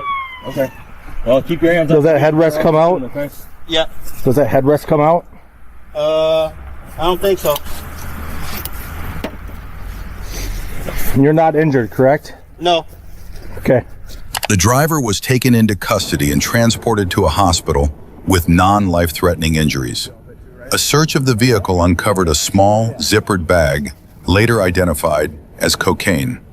The driver, 44-year-old Pravan, was arrested and booked into the Dane County Jail on multiple charges, including fleeing an officer and drug-related offenses. Several charges were later dismissed. Pravan ultimately pleaded guilty to 2 felonies, fleeing an officer and possession of cocaine with intent to deliver. On November 26, 2025, a judge imposed a sentence of 2 years in prison and 2 years of extended supervision on each count, but stayed the prison time. Instead, Pravan was ordered to serve 3 years of probation and 2 months in jail with Huber privileges. On March 10, 2023, at approximately 4:40 p.m., Troop A received multiple calls reporting a man recklessly operating an all-terrain vehicle eastbound on Interstate 30. Sergeant Permenter later spotted the ATV traveling in the 3rd lane of I-30 near Bishop Lindsay. Near the 154-mile marker on eastbound Interstate 40, Sergeant Permenter activated his emergency lights and siren. 5700, I'm behind him. We're going in front of Torrance Hill. Correction, almost north of us.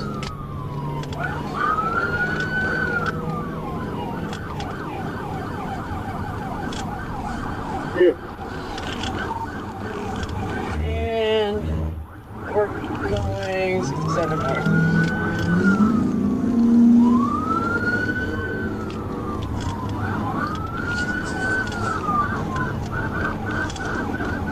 I guess I'm 1037.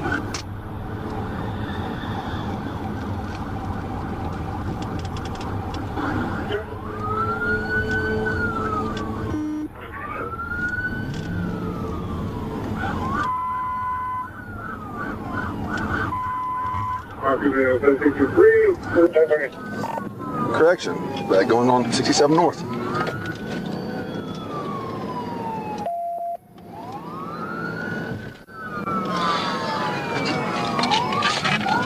Driver, pull over!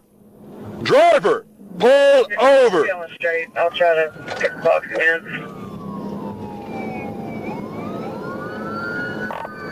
67 North approaching McCain. Speed 67, moderate traffic. 67 North approach McCain. Driver, pull over! Driver, pull over!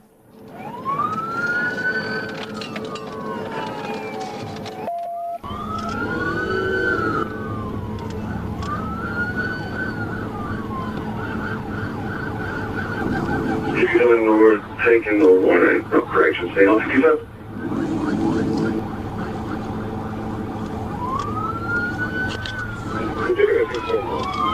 Pull over!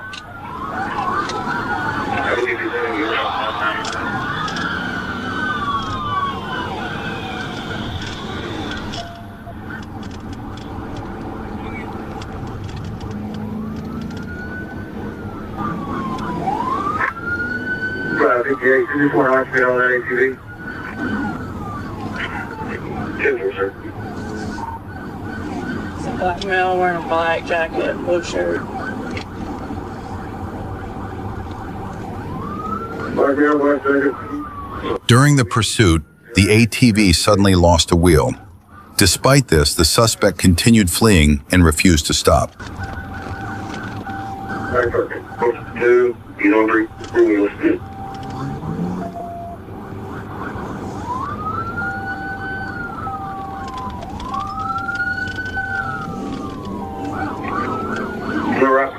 No floor rock after Wilson City, please.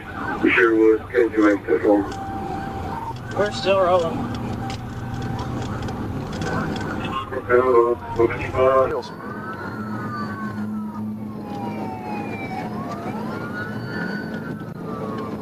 Northbound, speed 55 freeway.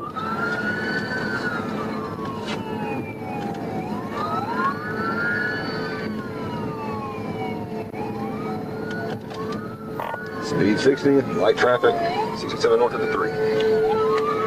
67 North of the 3, light traffic, speed 60.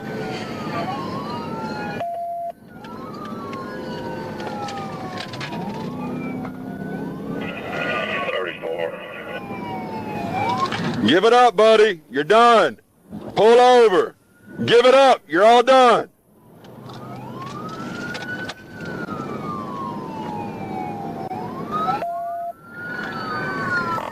To the north approaching Wildwood. 67 North approaching Wildwood. Speed 60. Go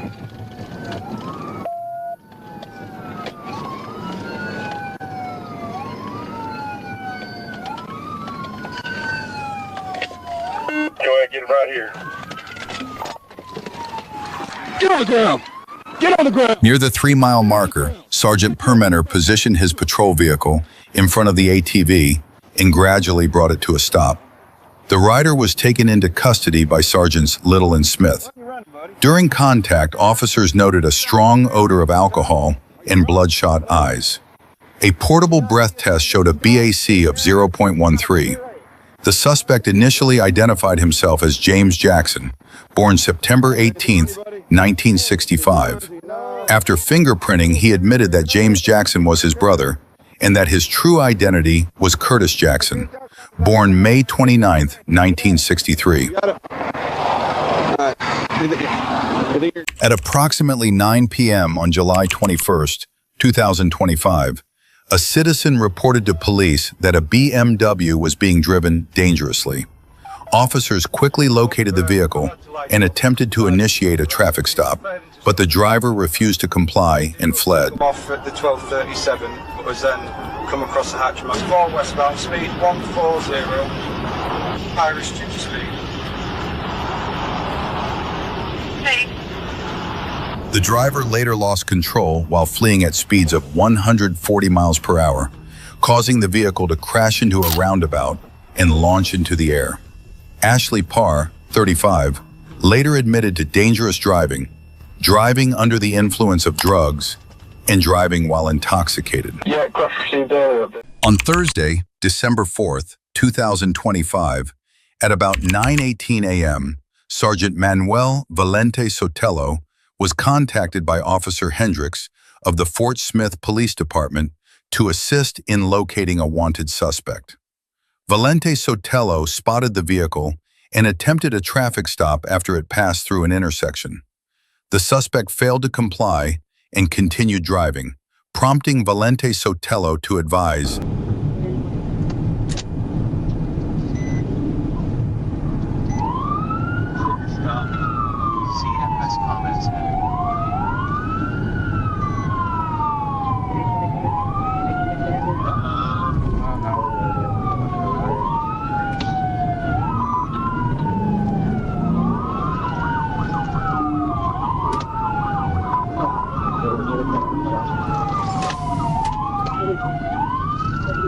I think he's gonna take off. Yeah, he's probably gonna take off.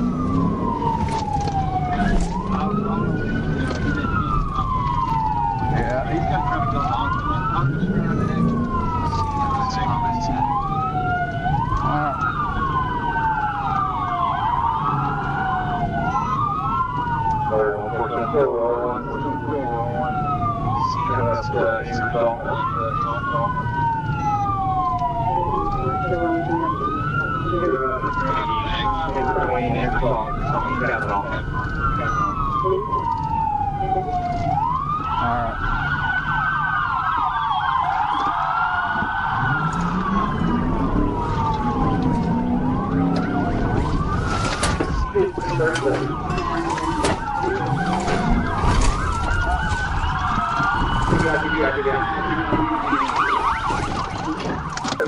A few minutes later, Sergeant Valente Sotelo successfully executed a pit maneuver, bringing the suspect vehicle to a stop.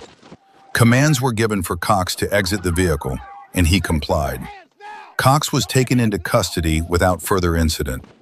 A search of Cox revealed a large amount of cash, $3,260, in his left jacket pocket, along with a knotted brown plastic bag that appeared torn and matched bags he had discarded earlier.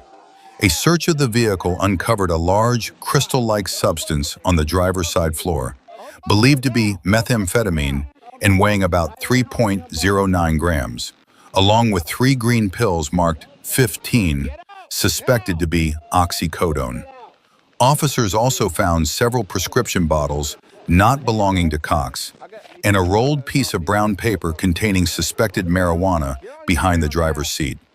One prescription bottle recovered from the vehicle belonged to a recent burglary victim who had reported oxycodone and roughly $5,000 in cash stolen from their home. I didn't know what I was literally searching. On December 7th, 2025, at approximately 10:40 p.m. on June 27, 2025, Lieutenant C. Sims observed a white Kia Rio at the intersection of East Broadway and May Street with expired registration tags and unconfirmed insurance. Lieutenant Sims initiated a traffic stop by activating his emergency lights and began following the vehicle.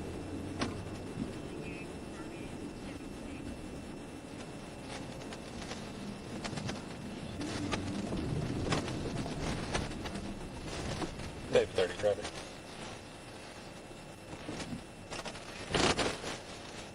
East Broadway and May. Baker David Victor, 1-8 Paul on a white Kia. Initially, the driver appeared compliant, but as Lieutenant Sims exited his patrol unit, the driver of the Kia suddenly fled the traffic stop, heading southbound on May Street before turning eastbound onto Washington Avenue at a high rate of speed. Dave 30's taking off. Just turn eastbound on Washington.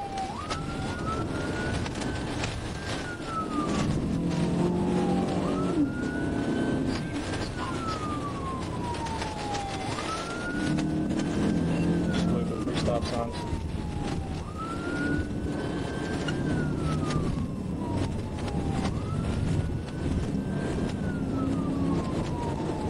Still northbound passing 7th Street.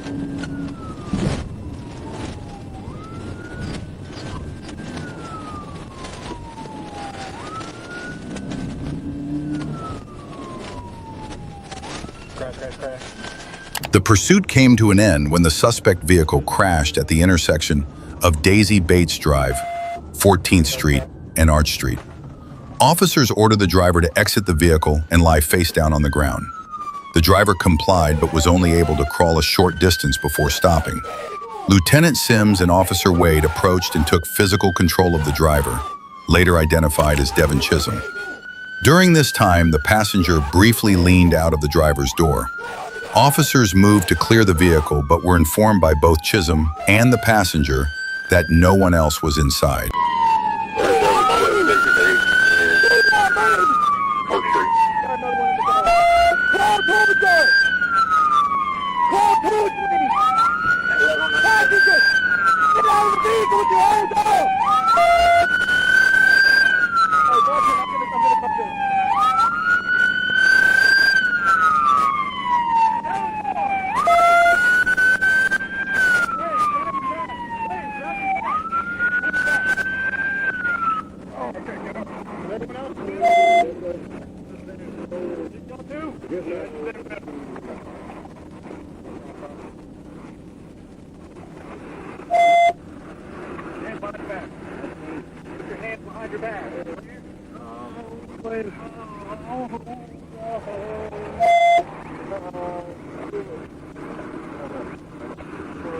Hey, where you hurt at, buddy? Oh, my back. What about you, partner? You okay? Right side, sir?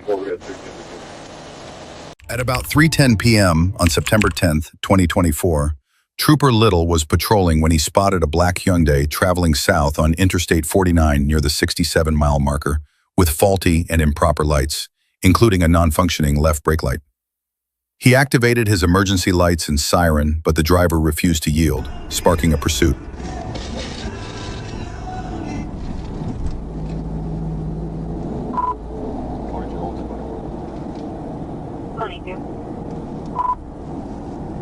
Southbound 67 Adam Victor William 25 Jones, black Hyundai Elantra.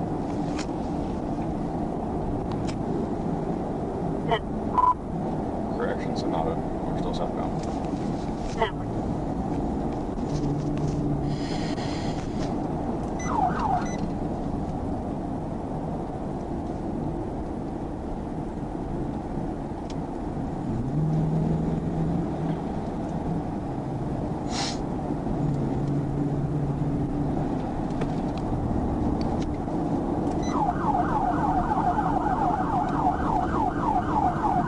Trooper Little patiently stayed behind the Hyundai throughout the pursuit. At one point, the driver even looked directly at him as he stood beside her driver's side door, yet still refused to stop.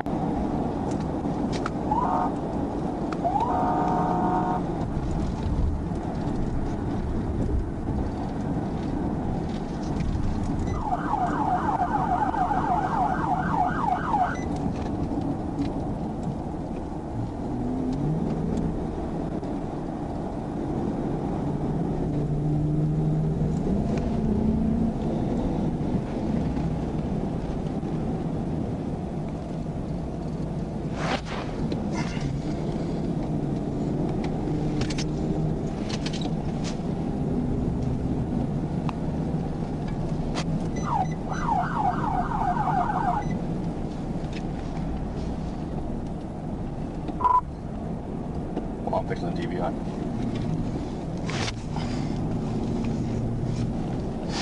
Confirm you're about the TVI. 10-4, wait for a thing. Yeah, where would you like it at? Yeah, go ahead. Oh, unit now, 1063-022.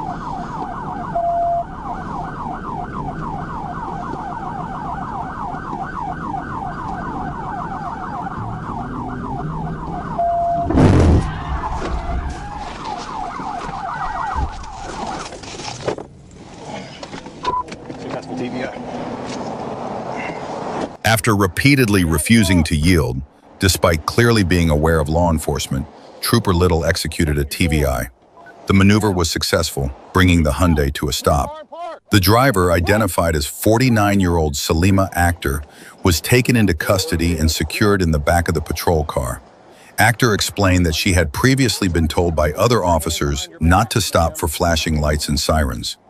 Trooper Little clarified that this was not correct procedure, and she acknowledged that she now understood the proper way to respond in such situations.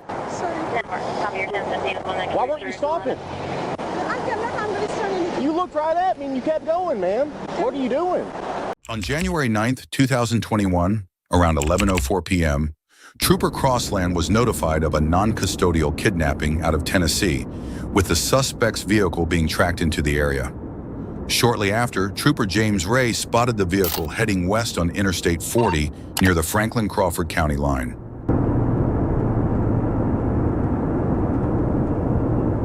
Yes, sir, that's correct. And this is a non-custodial parental kidnapping.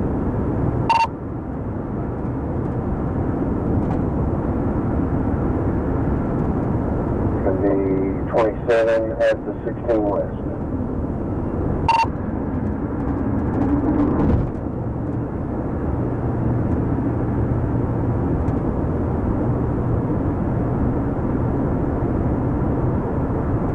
Everyone, I'll be waiting on you here at the 16.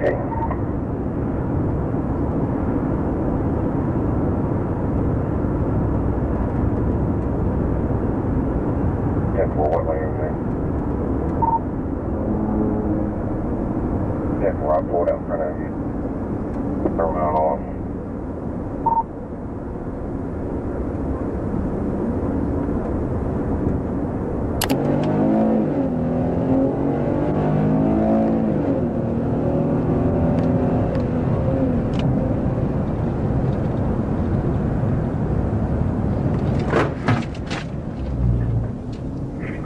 She's not trying to take off. 1037. So copy 1037. Force base, you get ready.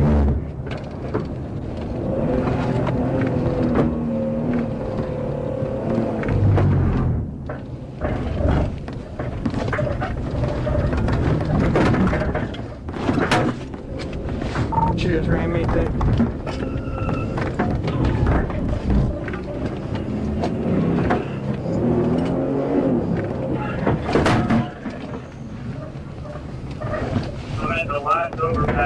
Trooper Crossland positioned in front of the suspect vehicle, with Trooper Ray behind and Trooper Ellis on the driver's side. As they attempted to stop the vehicle, the suspect rammed Trooper Crossland's patrol car twice and tried to flee along the shoulder, sideswiping the patrol unit. The suspect briefly lost control in the grassy area, but struck Crossland's vehicle again while re-entering the roadway. Trooper Crossland forced the suspect back into the grass, where both vehicles spun.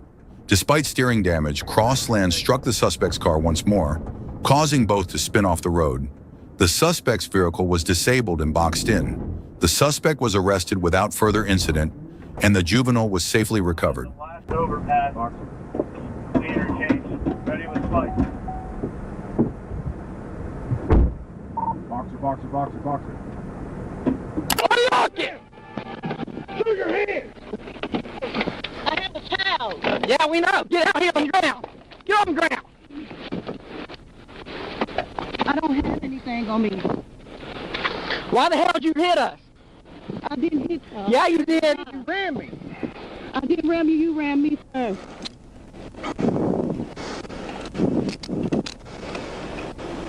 I have a towel in the car. At approximately 4:15 p.m. on December 21st, 2024, Sergeant James Hager of the Monroe County Sheriff's Office responded to a reported domestic violence incident.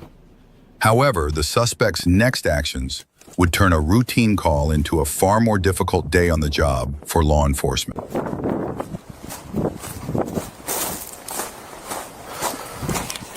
Say one from arrival. While deputies were speaking with individuals involved, the suspect suddenly bolted outside and climbed into Sergeant Hager's patrol vehicle.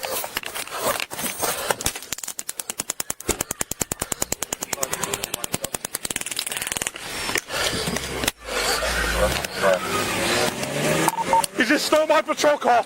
He stole my patrol car, Central. Copy.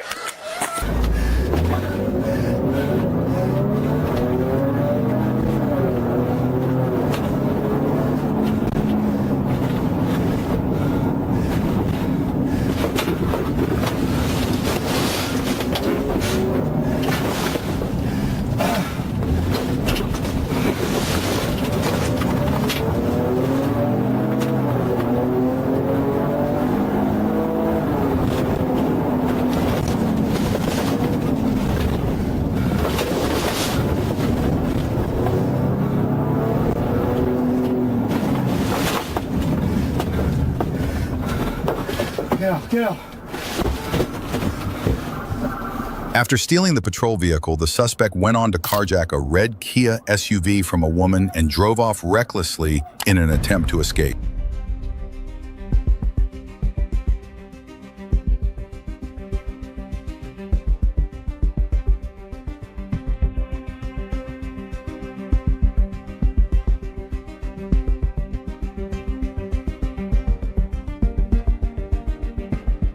An officer prepared spike strips to stop the suspect, but heavy traffic and the suspect's high speed, estimated around 100 miles per hour, made deployment unsuccessful. However, the suspect's reckless actions would soon catch up with him. Signal 4. Signal 4. Signal 4.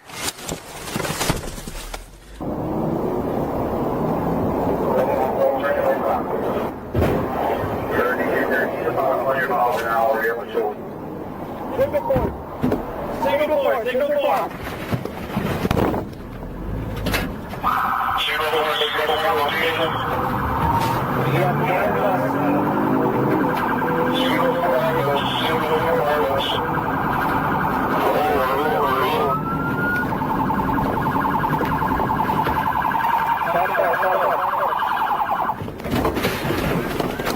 At mile marker 104, the suspect collided with a red Volkswagen traveling northbound on US 1. Following the crash, he attempted to continue fleeing but lost control of the vehicle, which overturned off the roadway. Officers approached with weapons drawn, issuing commands but received no response from the suspect.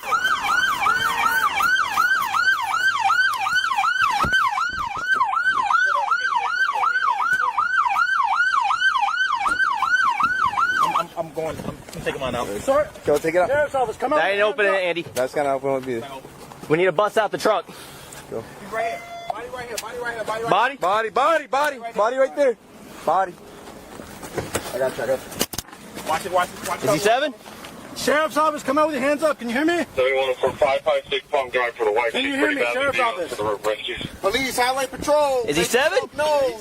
I can't see anything. He's not moving on this side. Yeah, he's not moving. I got air back here. Can you see his hands? I'm hitting. Go ahead. Can we open this? Also, the child is pretty badly injured. I got you. Good. You're almost there. And my thing break. Get on the other side. Hey, break it on the other side. Yeah, right here. Guys, do we have a knife? Do we have a knife? I got a glass breaker if you need it. Bring it.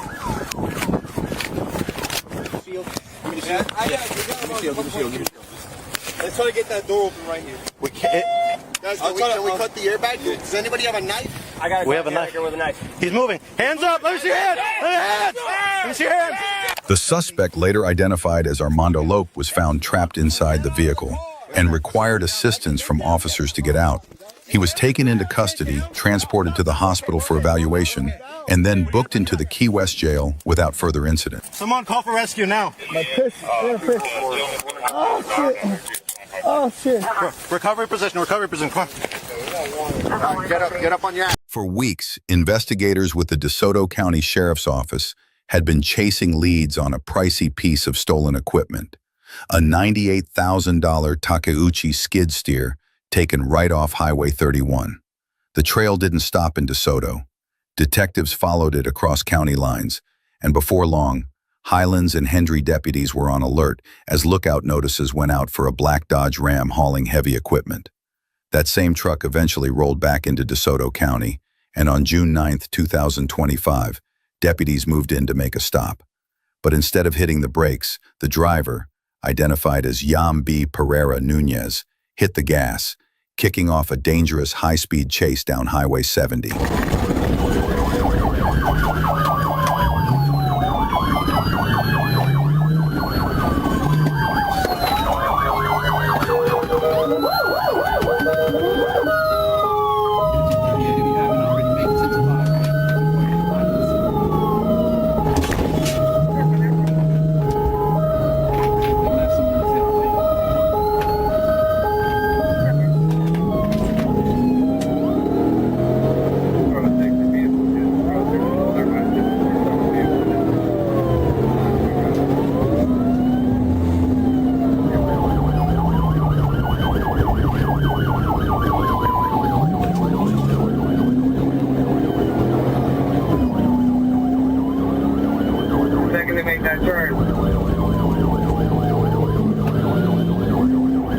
After nearly 10 minutes of pursuit, a deputy finally closed the gap and moved in as the suspect slowed down. With one sharp pit maneuver, the Dodge spun counterclockwise across the highway. Patrol units rushed in, boxing the truck in an attempt to trap it once and for all. But the suspect wasn't done yet. He managed to slip through the blockade and roared off again at high speed, determined to keep running. He recovered back. It's going westbound on 731. Vehicle recovered back, going westbound on 731. Hit it again, Zach.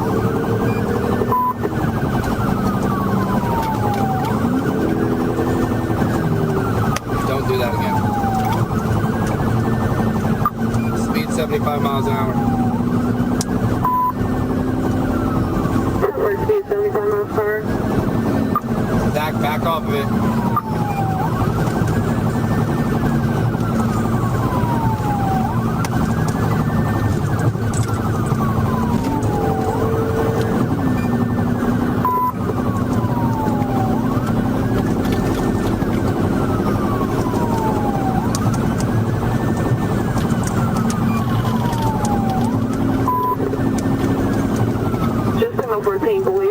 Going to try to set up at the county line, just come 14. 10-4. Zach, is that your tire or is that his?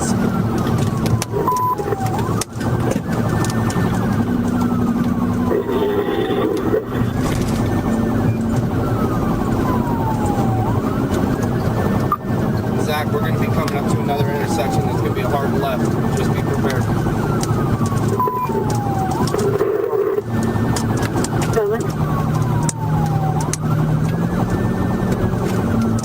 1867. You got a car coming.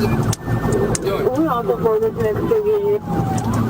We'll get the vehicle before the alley.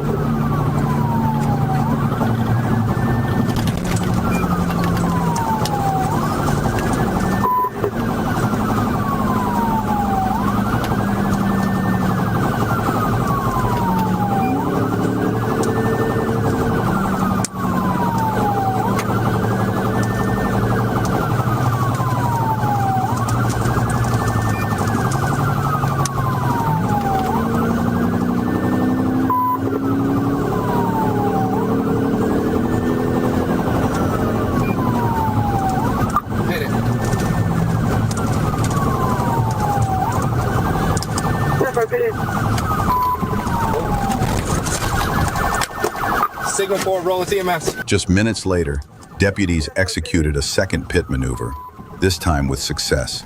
The impact sent the suspect's truck careening off the road, flipping several times before coming to rest beneath a tree. The driver was taken into custody without further incident. The suspect, identified as 40-year-old Pereira Nunez, had been summoned to Highlands County Court last month but failed to appear. Authorities say that's because he is currently in U.S. Immigration and Customs Enforcement custody at the Alligator Alcatraz detention facility, facing possible deportation.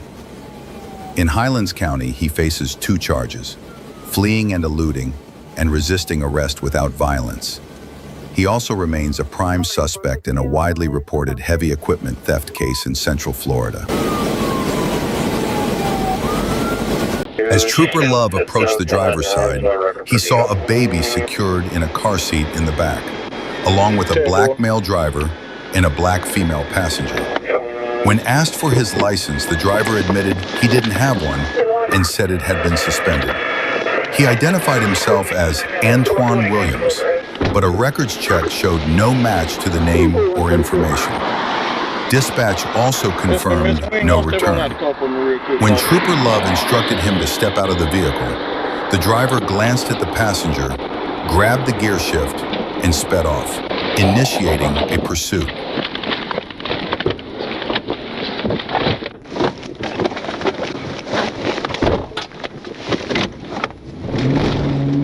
A6 2-minute test on 1080.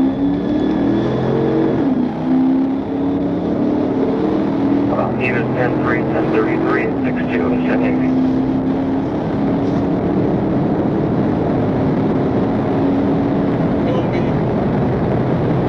Three occupants in the car, one black male, one black female.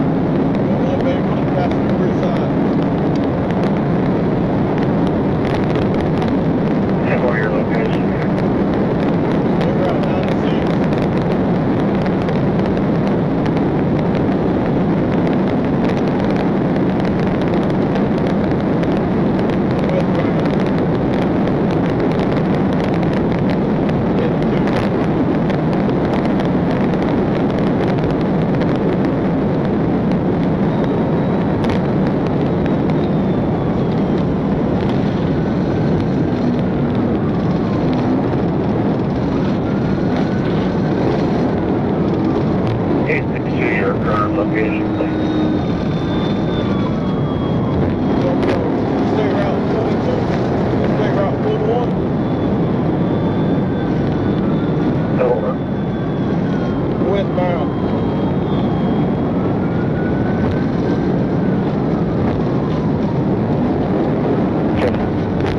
Don't go. I'm with it. Going towards landing traffic. Go ahead, sir. It's well done. Come on, we're trying to.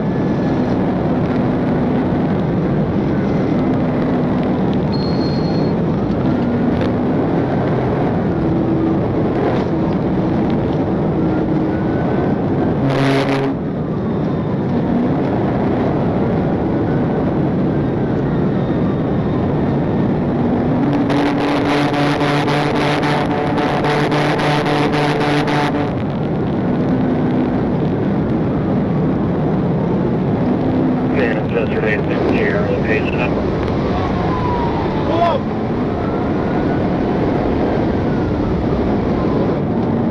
State Route 22. Gonna be at 5. For nothing single. Don't send me smoke units.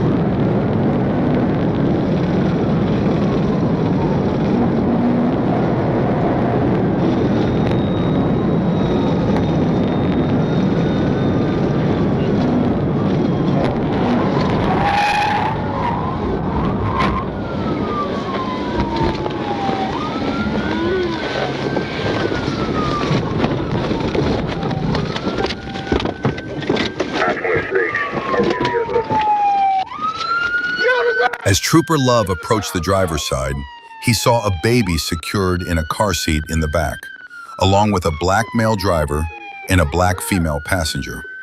When asked for his license, the driver admitted he didn't have one and said it had been suspended.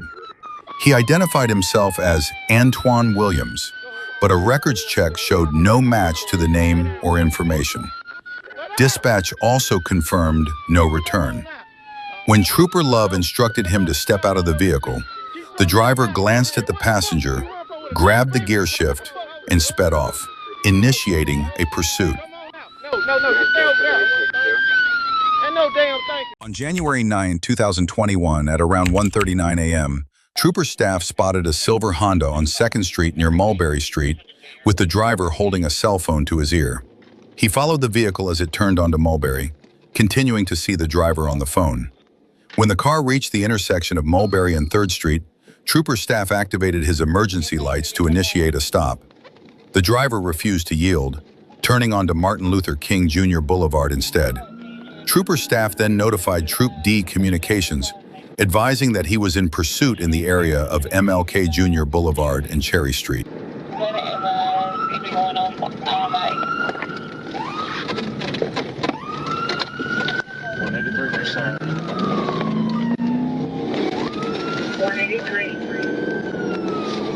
Temple, 1038 or 1080, MLK Cherry, Silver Civic, Robert Yankee Victor 0228.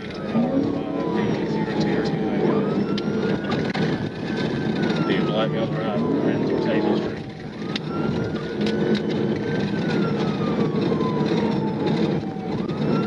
Black Male Driver headed towards Table Street. Be a Black Male Driver. 3323 to the 1080.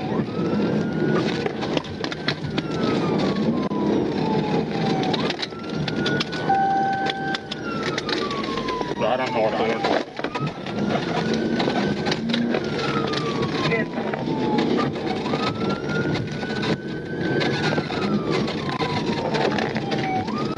Clear.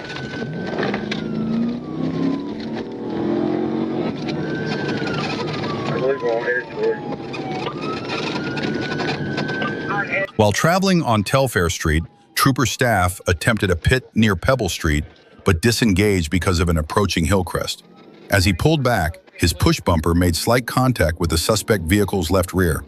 The chase continued as the driver turned right onto Tenney Avenue, crossed Felton Avenue, and entered the Felton Homes housing complex.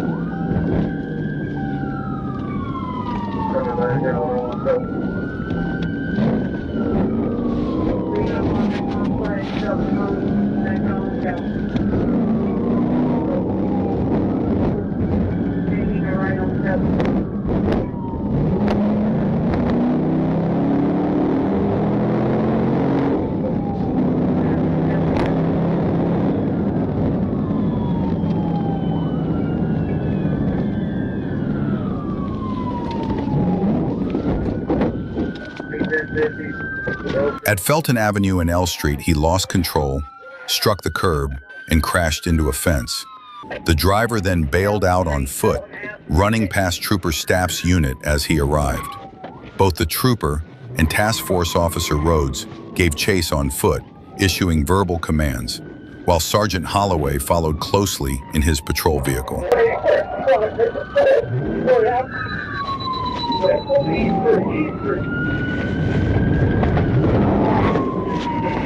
Respond on D Street. Any available unit needed at location. Any available. Officer Rhodes fired his taser twice, but it had no effect. As troopers moved to cut off the suspect, at least 5 gunshots were heard. Trooper staff took cover and saw Officer Rhodes positioned at D Street and E Street. They advanced together, ordering the suspect to the ground. He complied and was arrested, identified as Larry Marquez Bryant Jr. by his Georgia identification card. Bryant immediately denied firing at officers. Investigators later found bullet holes on Sergeant Holloway's patrol car, 1 near the driver's door and 2 on the B-pillar, along with 5 spent casings. Sergeant Pam Williams recovered a Glock-style handgun from a green trash bin at D Street and E Street. At about 4:54 a.m. on February 19, 2024, an Ohio State Highway Patrol trooper from Montgomery attempted to stop a Hyundai sedan for speeding over 100 miles per hour in improper lane usage on I-71 outside Cincinnati. The driver fled at high speed, initiating a pursuit.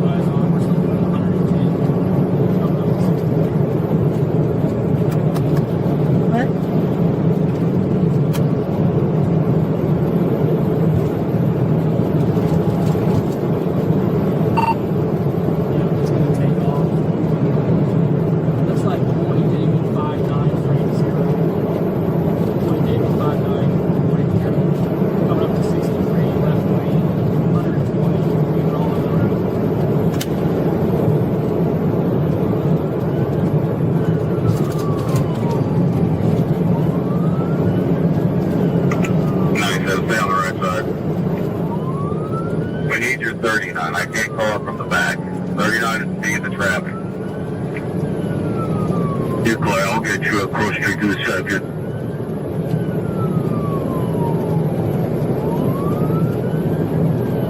Are you still on 747? Right. Alright, supervisor, I didn't get you a number. 747 Hampton Mason. Right now, northbound traffic is non-speed. Probably approximately 100. Speed is there on 10 right now. Still 747 northbound. Approach is 75. They're approaching 129. 747 129. 47 129.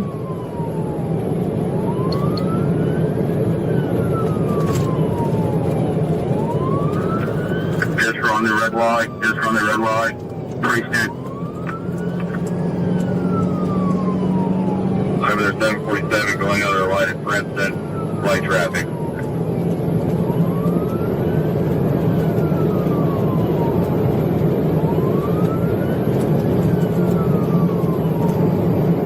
Our next main intersection could be 747 to Milligan. Traffic on 747 is light. 47 Milligan traffic light.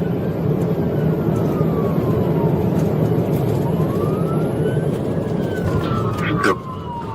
31, 31, 31, 747 and Milligan. The chase lasted nearly 15 minutes before the suspect collided with another vehicle while running a red light. The impact sent the suspect's car off the roadway, where officers quickly surrounded and arrested him. While in custody, the suspect claimed he had just woken up, but a trooper directly confronted him, accusing him of intentionally trying to ram a patrol car on the highway. The trooper dismissed the suspect's complaints of stomach pain, telling him, "Sometimes you have to pay the price for your actions." The driver of the other vehicle was not seriously injured. Roll over! EMS calling him out. Hurry up! Hurry up! Get out! Right now! Get out! I ain't gonna say twice! Put your hands in your back!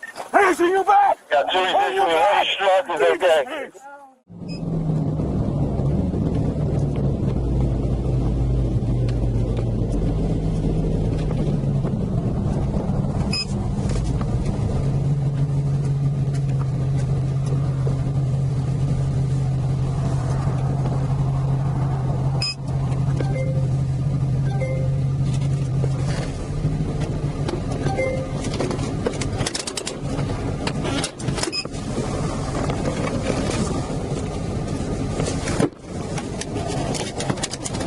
Roll the driver's window down. Take the keys in the car and put them on the roof now. Put the keys on the roof now.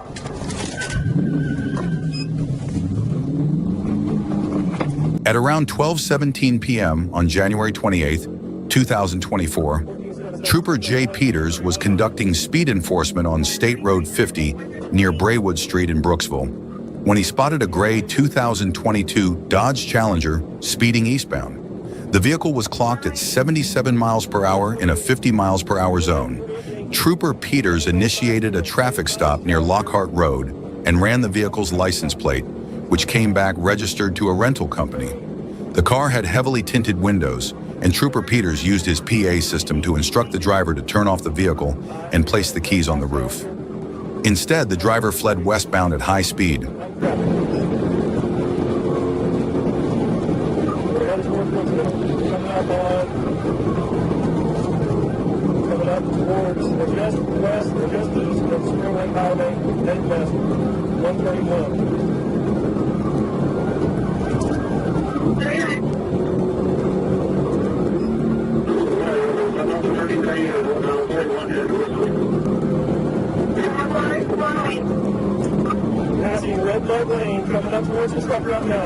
A high-speed pursuit began after the suspect fled the initial traffic stop, heading westbound on State Road 50.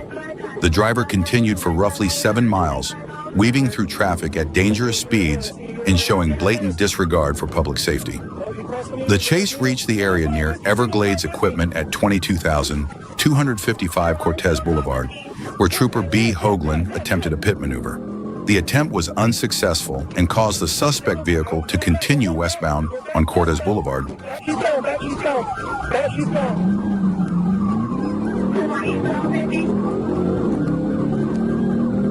What was that ahead of me? What was that?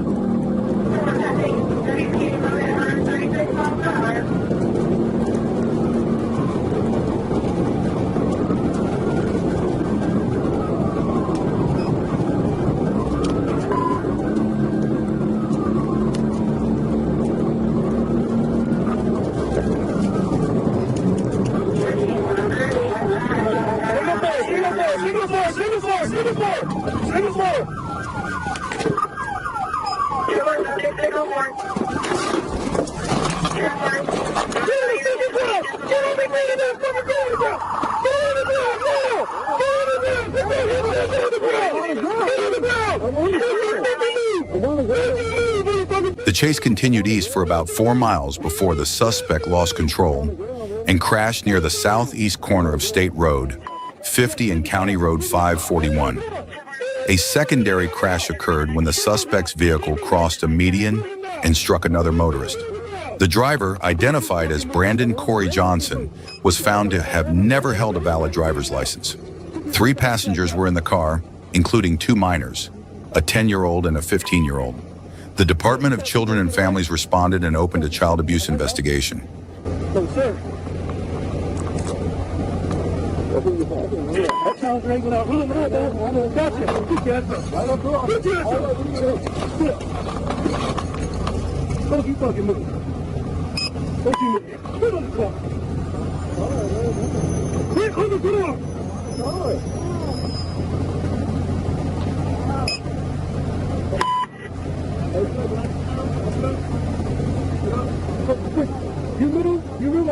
On July 31st, 2025, at about 11:27 p.m., Trooper Benton was at the northbound scale house working on reports when a sports car sped past at a high rate of speed. He attempted to catch up and saw the vehicle exit the interstate at exit 73. As he followed onto the ramp, the car struck a curb before continuing east on Elm Springs Road. Benton activated his lights and siren, pursuing as the driver accelerated away. The suspect turned off the headlights in an apparent attempt to avoid detection, fleeing at over 100 miles per hour. At 11:28 p.m., Benton advised dispatch that he was in pursuit.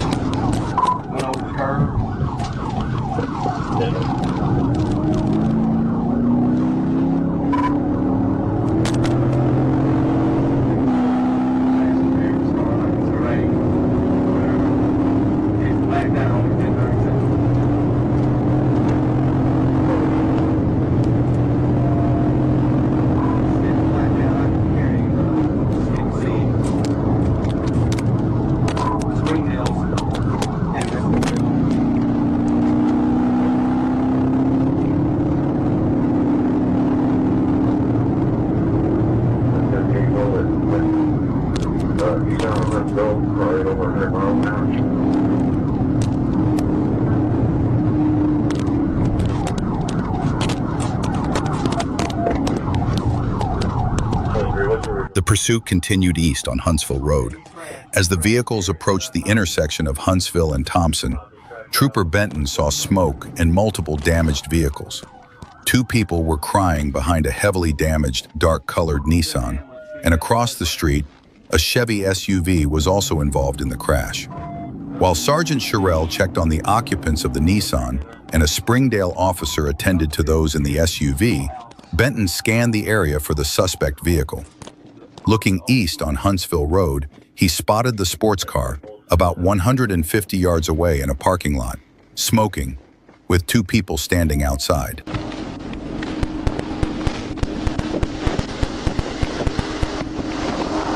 What's your problem?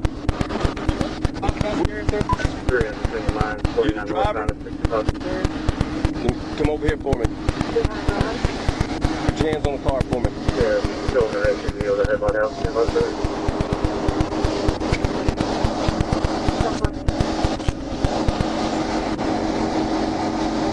At around 10 a.m. on May 15th, 2024, the Florida Highway Patrol was called to assist the Okaloosa County Sheriff's Office in stopping a red Toyota pickup near Highway 85 and College Boulevard, just north of Niceville. The driver, 24-year-old Malik Naquan Humphreys, who had multiple active felony warrants, refused to stop and led deputies and troopers on a high-speed chase, reaching speeds over 100 miles per hour.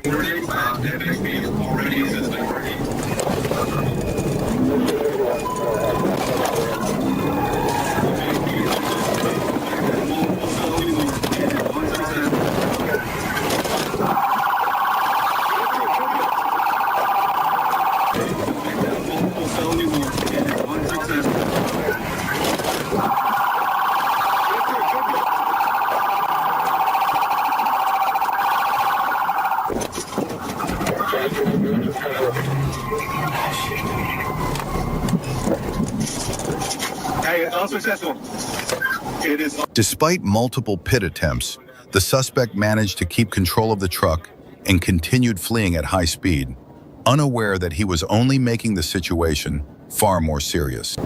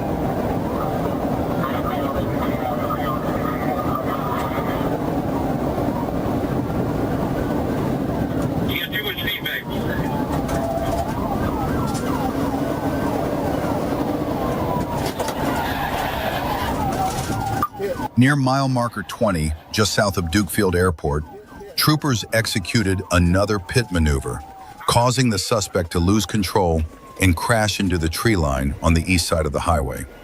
Humphreys climbed out of the overturned Toyota pickup and fled on foot into the Eglin Air Force Base reservation, with law enforcement officers close behind.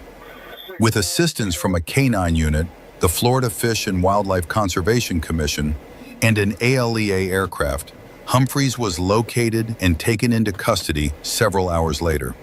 He now faces a long list of charges, including kidnapping, multiple counts of fleeing law enforcement, resisting without violence, driving with a suspended license, and 2 failure to appear warrants tied to firearm possession and burglary.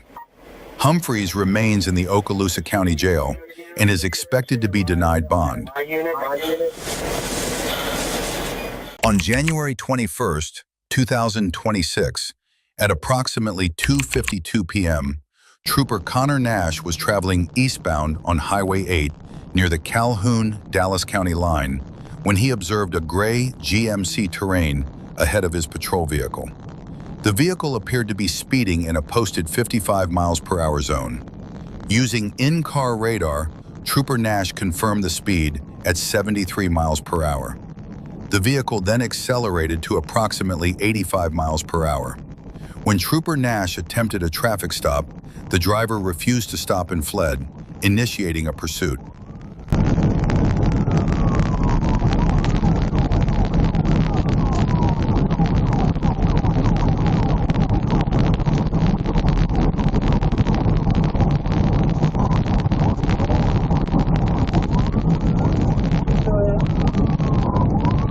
Southbound Highway 8 near Smith Chapel Road, Arkansas, 341, 719, 719. It's a gray GMC KDF, speeds 90, lights on, nothing flash or something.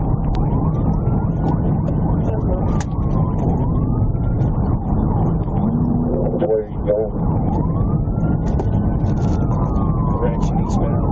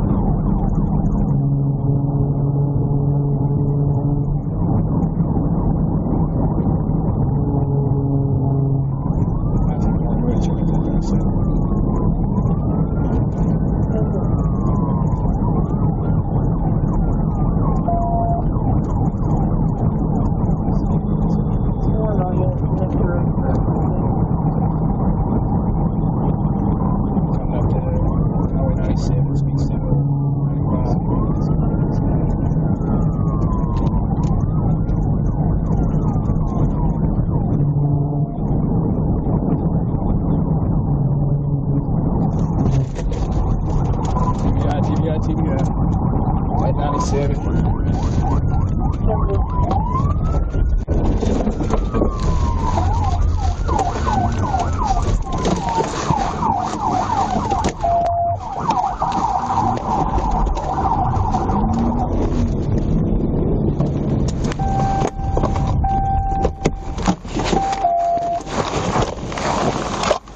Driver, let me see your hands!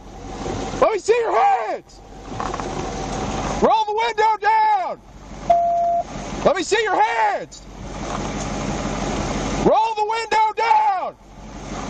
After a pit maneuver at approximately 100 miles per hour, the driver, later identified as 60-year-old Deborah Biggers, finally complied and was taken into custody. Authorities noted the unusual nature of the incident, as an older driver chose to flee at high speed rather than safely stop. At approximately 2:09 a.m. on August 21, 2024, officers patrolling the Anvil Block area near Grant Street spotted a four-wheeled ATV traveling at high speed without a rear license plate and with its headlights off. When officers attempted a traffic stop, the driver accelerated and fled, triggering a pursuit. What quickly drew public outrage was the fact that a pregnant woman, later identified as the driver's wife, was riding on the back of the ATV, placing her and the unborn child in extreme danger.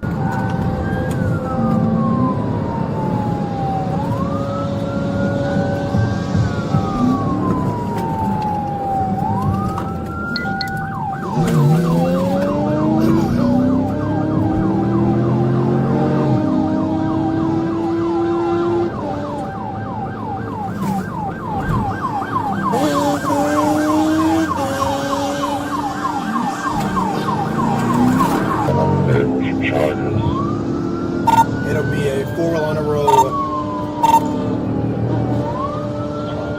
Not one of them. It's going to be a 4-wheeler. Reckless driving. I'll be turning right onto Main Coast. Let's see. Right off on show. Vehicle traffic, vehicle traffic. Kilburn Road, East Coast.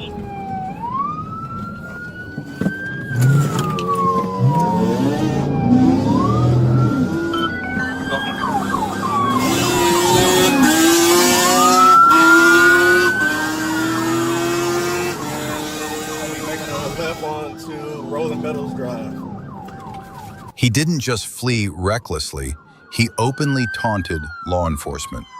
As officers tried to slow the ATV to end the situation safely, the man accelerated instead, lifting the front wheels, revving the engine, and showing complete disregard for the danger he was putting his pregnant wife and unborn child in.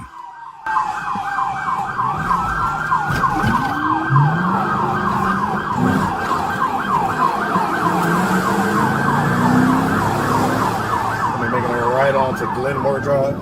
It's gonna be a black man.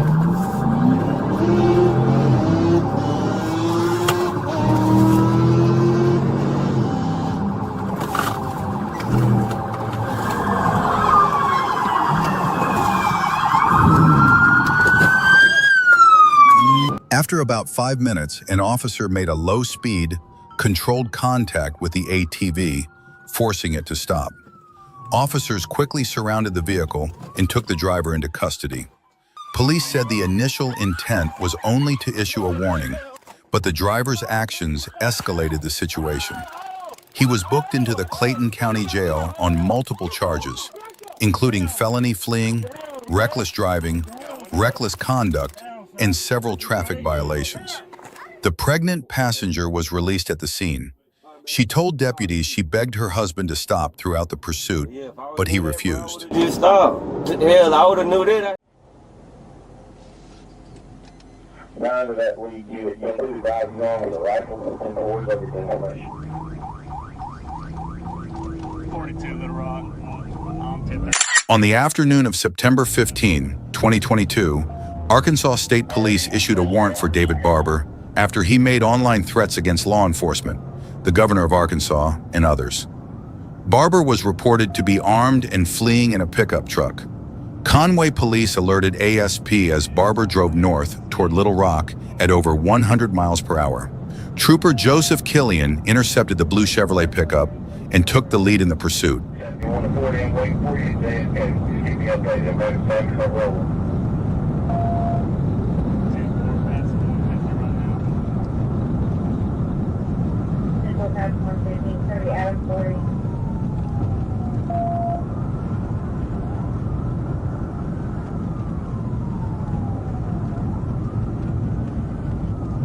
Passing on the shoulder.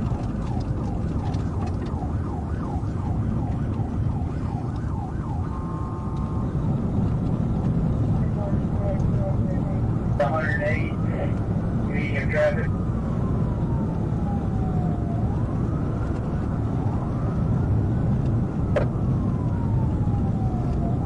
As Trooper Killian closed in on Barber's vehicle, the suspect began weaving through traffic at speeds between 100 and 110 miles per hour. Although these speeds were well above the typical threshold for safely performing a pit maneuver, due to the serious threat posed by the suspect, officers made the decision to attempt a high-speed pit when road conditions became more favorable.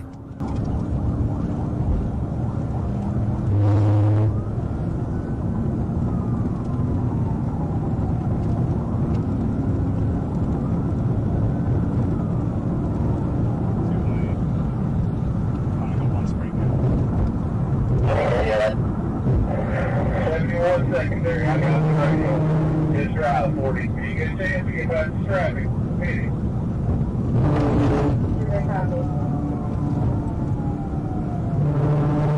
And we're out, that's 156, 107. That's 156, 107.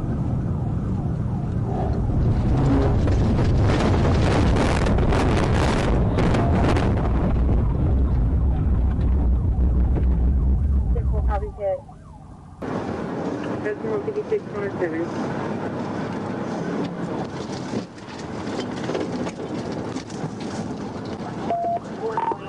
Pit.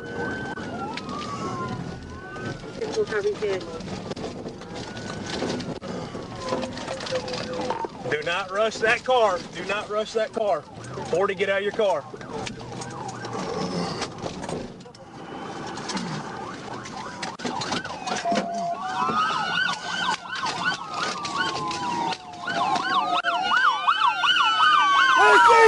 After about 5 minutes of pursuit, Sergeant Mark Blackerby authorized Trooper Killian to execute a pit maneuver. Trooper Killian immediately moved into position and performed the pit at a speed of 104 miles per hour. The impact sent both vehicles skidding across the grassy median and into the opposite lanes before coming to a complete stop. Officers quickly approached Barber's vehicle with weapons drawn and ready. Not responsive. We have the 40 east and west both closed right now. Okay, come on, Alex. Hey, y'all watch the crossfire. We're going to approach, okay? I've got plates on. I've got level 3 plates. You're supposed to have a right. Then you get up front then, Alex. I'm on you. You ready? Yeah, let's move. This 10-4. I think they're going to be between 67 and Proto. Let's see your hands! Hands! No movement. I see one person only, Alex. 10-4. Okay. When we get up here, Alex and I will own him. You guys check the back seat. Roger? 10-4. All right. Alex, I'm going to get the door. You're on him. Copy? Anything in the back, guys? Back's clear. Okay. Here we go. See his right hand. I can't either. I'm going to get the window. You want me to bust it? I can bust it. You got to bust with your rifle? Hands, motherfucker! Hands! Hands! Hands! Seatbelt. Somebody cut the seatbelt. We got him, Caden.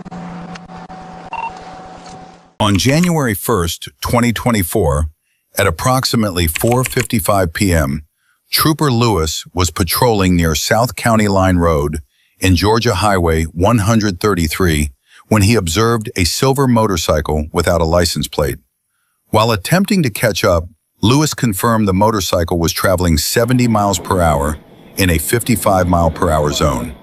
He activated his emergency lights and siren to initiate a traffic stop, but the rider refused to pull over, accelerated, and the pursuit began. Get a point tonight here. Badge number?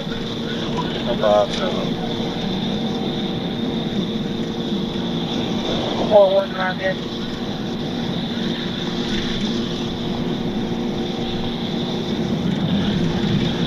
Still north on County Line. Speed 150.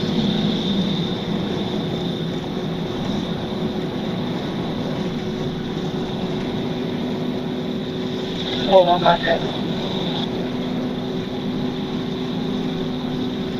Yes, 419.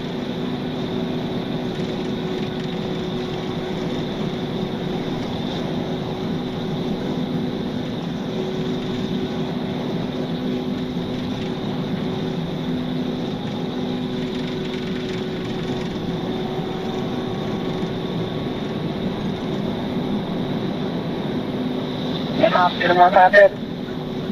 Go ahead, Alden. Yeah, for there. Which direction are you heading? Still north.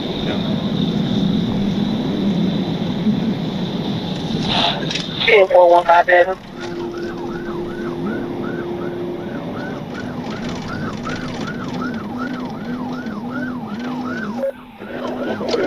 Tango, you head forward.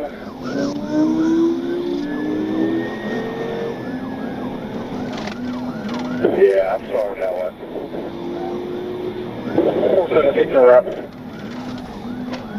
Right on Popular, aren't we? Oh, stand by.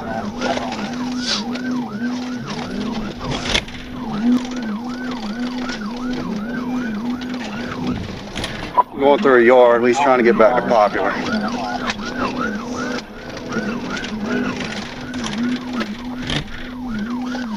Taking advantage of the motorcycle's agility, the suspect veered through areas with trees and narrow paths separated by drainage ditches in an attempt to escape. The tactic briefly worked, allowing him to create some distance from the trooper. However, escaping the Georgia State Patrol would not be that simple.